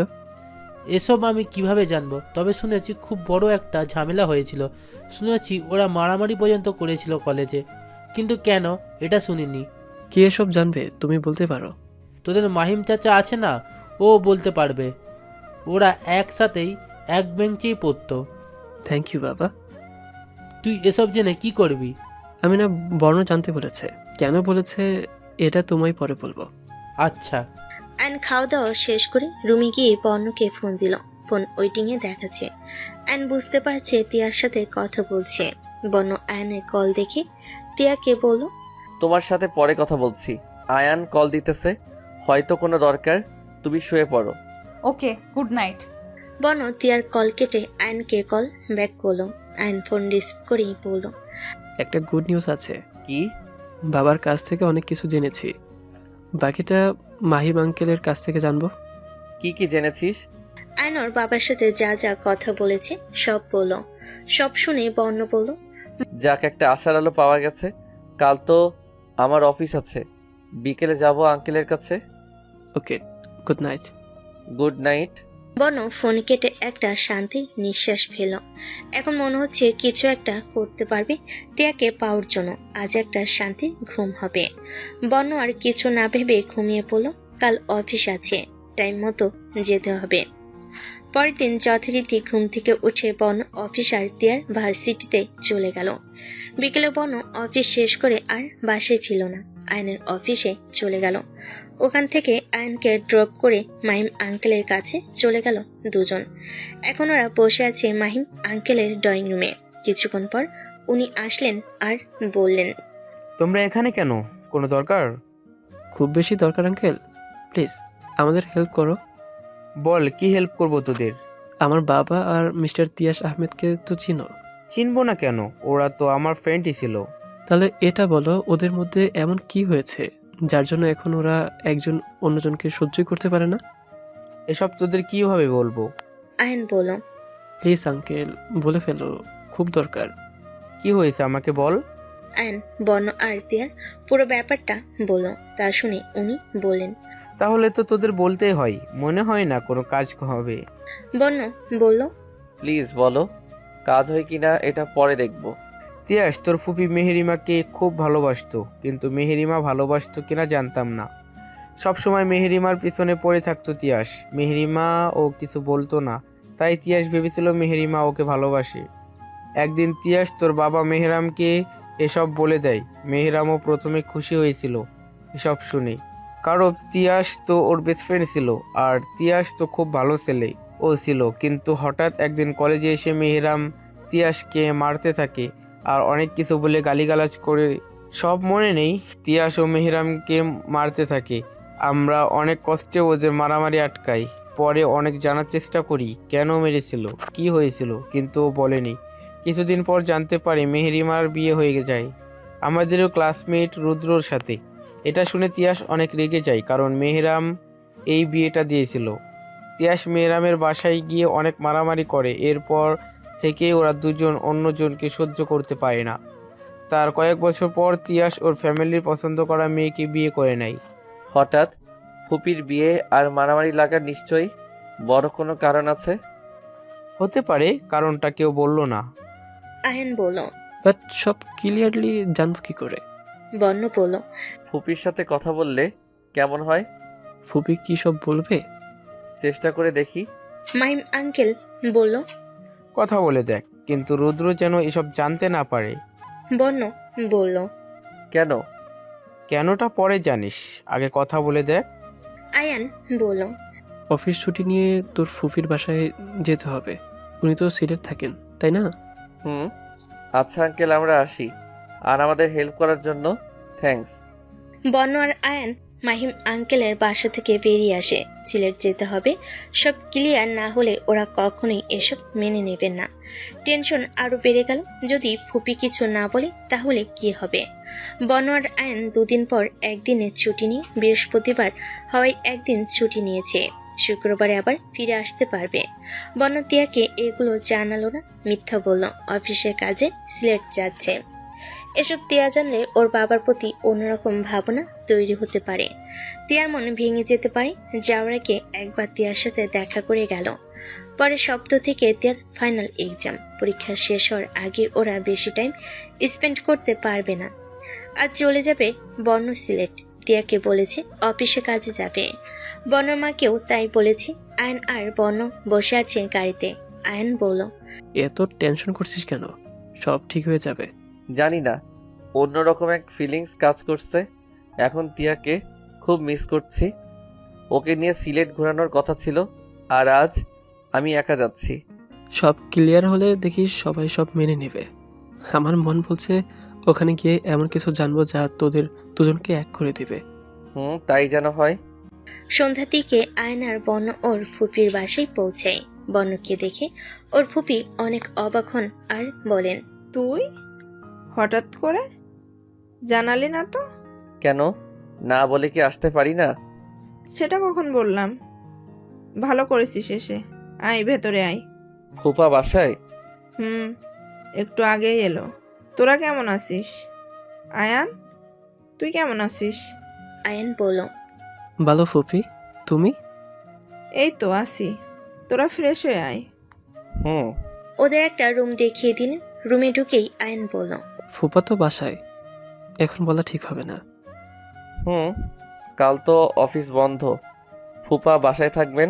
কিছু একটা করতে হবে, ফুপার সামনে কিছু বলা ঠিক হবে না। আচ্ছা, কাল দেখি কি করা যায়। ওরা ফ্রেশ হয়ে ড্রয়িং রুমে গেল। সেখানে ওর ফুপাকে দেখতে পেল। ওরা যেতে রুদ্র বলল। হঠাৎ করে এলে যে, কোনো কাজে এসেছো নাকি? বর্ণ বলল। কেন, আমরা তোমাদের দেখতে আসতে পারি না? ফুপি অনেকদিন ধরে যায় না তো, তাই দেখতে এলাম। ও তাই, ভালো করেছো এসে। বর্ণ আর আয়ন সোফায় বসলো। বর্ণ বলল। রোদ্দুর কোথায়? ও তো বন্ধুদের সাথে বেড়াতে গেছে, আরো 2 দিন পর ফিরবে। ওরা আরো কিছুক্ষণ আড্ডা দিল। রাতে একসাথে ডিনার করে আয়ন আর বর্ণ ঘুমিয়ে পড়ল। যা করার সকালেই করতে হবে। পরের দিন বর্ণ আর আয়ান ঘুম থেকে উঠে ফ্রেশ হয়ে ড্রয়িং রুমে গেল। গিয়ে দেখে ওর ফুপা কোথাও যেন যাবে। বর্ণ এগিয়ে গিয়ে বলল। ফুপা কোথাও যাবে? তোমরা এতদিন পরে আসলে, তোমাদের জন্য ভালো কিছু বাজার করে নিয়ে আসি। আয়ন বর্ণর কানে কানে বলল। এটাই সুযোগ। বর্ণ বলল। ও আচ্ছা। ওদের ফুপি বলল। তোরাও সাথে চলে যা, ঘুরেও আসতে পারবি। এই জায়গাটা খুব সুন্দর। বর্ণ বলল। না ফুপি, পরে বেরোবো, এখন ভালো লাগছে না। আচ্ছা আমি আসি তাহলে। ফুপা চলে গেল। বর্ণ আর সময় নষ্ট করতে চায় না। ফুপির হাত ধরে টেনে সোফায় নিয়ে বসলো। ফুপি বলল। কি হয়েছে? বর্ণ বলল। এখানে খুব জরুরি কাজে এসেছি, তোমার কাছ থেকে কিছু জানার জন্য। কি? সব সত্যি বলবে তো? কি বলতো আগে? আয়ন আগে তিয়া আর বর্ণর ব্যাপারে সব বলল। তিয়া কার মেয়ে? তিয়াস আহমেদ। তিয়াস আহমেদ নামটা শুনে মেহেরিমার চোখ থেকে পানি পড়তে শুরু করে। কি হয়েছে ফুপি, তুমি কাঁদছো কেন? মানবে না রে, আমার জন্যই সব হয়েছে। কি হয়েছে প্লিজ আমাকে বলো। তাহলে শোন, তিয়াস আমাকে খুব ভালোবাসতো, আমারও ওকে খুব ভালো লাগতো, কিন্তু রুদ্রও আমাকে পছন্দ করত। রুদ্র আবার তিয়াসকে একদম পছন্দ করতো না। কেন করতো না তা জানি না। যখন শুনে তিয়াস আমাকে পছন্দ করে, তিয়াসের উপর রাগটা আরও বেড়ে যায়। ভাইয়াও তিয়াসকে আমার জন্য পছন্দ করে ফেলে। রুদ্র আমাকে পাওয়ার জন্য ভাইয়ার ক্ষতি করার কথা বলে, আমাকে ব্ল্যাকমেল করে। তিয়াসের সম্পর্কে ভাইয়ার কাছে মিথ্যে কথা বলতে বলে। আমি রাজি হইনি প্রথমে, কিন্তু ভাইয়ার ক্ষতি আমি কখনোই চাইনি, তাই বাধ্য হয়ে তিয়াসের সম্পর্কে ভাইয়াকে মিথ্যে কথা বলি। বন্য বলল, কি বলেছো? তিয়াস আমার সাথে খারাপ কিছু করার চেষ্টা করছে, আমার সাথে জোর করার চেষ্টা করেছে। সব শুনে ভাইয়া ভার্সিটিতে গিয়ে তিয়াসকে অনেক মারে। তারপর কিছুদিন পর রুদ্র ফ্যামিলির বিয়ের প্রস্তাব পাঠায়। ভাইয়াও রাজি হয়ে যায়। আমার কিছু করার ছিল না, তাই বাধ্য হয়ে আমিও রাজি হয়ে যাই।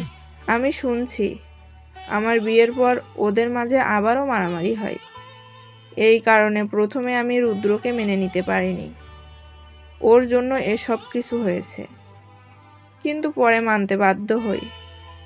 সংসার তো ওর সাথেই করতে হবে, পালাতে তো পারবো না। এই জন্য ভাইয়াও ওকে সহ্য করতে পারে না। আমার জন্যই ওদের বন্ধুত্ব নষ্ট হয়েছে।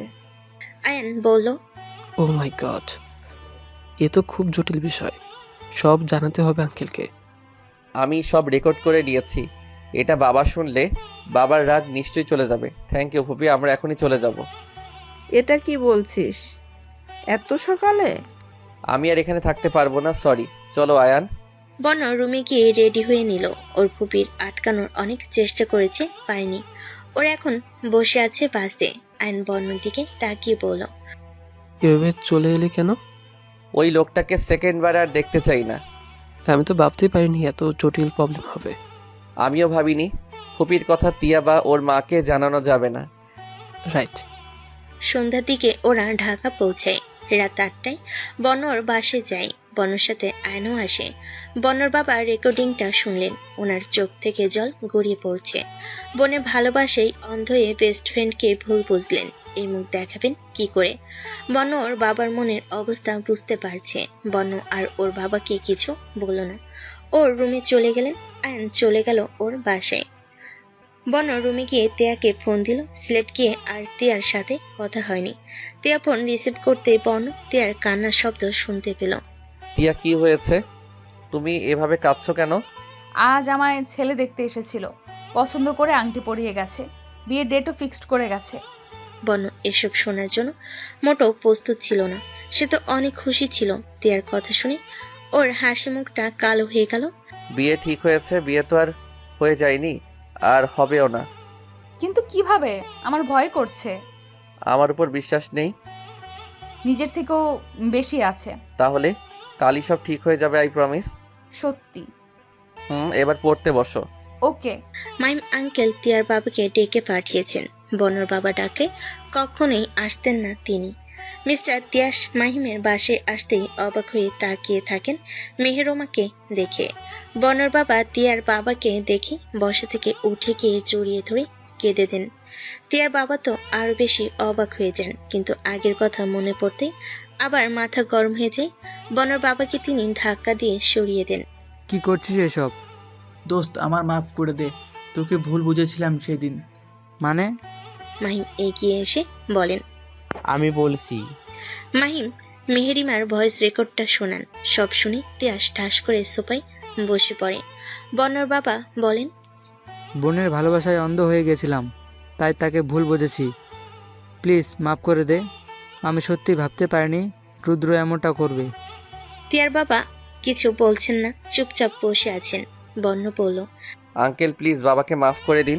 তিয়ার বাবা গম্ভীর গলায় বলেন, তখন আমি বারবার বলেছিলাম আমি এসব করিনি। তুই আমার কথা বিশ্বাস করিসনি, এতদিনের বন্ধুত্ব শেষ করে দিলি। তুই আমাকে চিনতি, আমি এমন কাজ করতে পারি না জানতি, তারপরেও যাই হোক, এসব আমি সব ভুলে গেছি। মেহেরকেও ভুলে গেছি। এখন আমি আমার বর্তমান নিয়ে খুব ভালো আছি। মাহিম বললেন। তিয়া আর বর্ণকে আলাদা করিস না। বর্ণর বাবা বলেন। তুই আমাকে যা শাস্তি দিবি দে, প্লিজ আমার ছেলেকে এত বড় শাস্তি দিস না। তোর মেয়েকে ও খুব ভালোবাসে। আমি জানি তিয়াও খুব ভালোবাসে, কিন্তু অনেক দেরি হয়ে গেছে। তিয়ার এনগেজমেন্ট হয়ে গেছে, বিয়ে ও ফাইনাল হয়ে গেছে। বিয়ে তো আর হয়ে যায়নি। প্লিজ আমাকে মার কাট যা ইচ্ছা কর, ছেলে মেয়ে দুটোকে আলাদা করিস না। বর্ণর বাবা গিয়ে তিয়ার বাবার পায়ে পড়ে যান। এসব কি করছিস তুই? রাজি হয়ে যা প্লিজ, আমি ভুল করেছি, তোকে ভুল বুঝেছি। তোর পায়ে পড়তে আমার কোনো লজ্জা নেই। তোর মেয়েকে আমার ছেলের জন্য দিয়ে দে প্লিজ। আচ্ছা আচ্ছা, আগে পা ছাড়। আর এতে তোর কোনো দোষও নেই। তোর জায়গায় আমি থাকলেও হয়তো করতাম। বোনের জন্য সব ভাইয়ের অন্ধ ভালোবাসা থাকে। সত্যি তুই আমায় মাফ করেছিস? হুম। বর্ণর বাবা উঠে তিয়ার বাবাকে জড়িয়ে ধরেন। বর্ণ এখন নিশ্চিন্ত হলো, আর তিয়াকে ওর থেকে কেউ আলাদা করতে পারবে না। তিয়ার বাবা বাসায় গিয়ে ওই ছেলেটার সাথে তিয়ার বিয়ে ক্যান্সেল করে দেন। তিয়ার এক্সামের পরে তিয়া আর বর্ণর বিয়ে ঠিক করেন। সবাই এখন অনেক খুশি। 20 দিন পর ধুমধাম করে তিয়া আর বর্ণর বিয়ে হয়ে যায়। এখন তিয়া বসে আছে বর্ণর বিছানায় এক হাত ঘুমটা দিয়ে। কিছুক্ষণ পর বর্ণ রুমে আসে। তিয়া বিছানা থেকে নেমে বর্ণকে সালাম করে। বর্ণ তিয়াকে জড়িয়ে ধরে। তারপর তিয়া বর্ণকে জিজ্ঞেস করে, বাবা হঠাৎ কি করে রাজি হলো বলবে না? আজ তো আমাদের বাসরাত, আজ অন্য কোনো কথা না। ওকে, আমরা এক হয়েছি, এটাই তো অনেক। এসব কিছু তোমার জানতে হবে না। বর্ণ তিয়াকে কোলে তুলে নেয় আর বিছানায় নিয়ে শুয়ে দেয়। তারপর আর জানি না।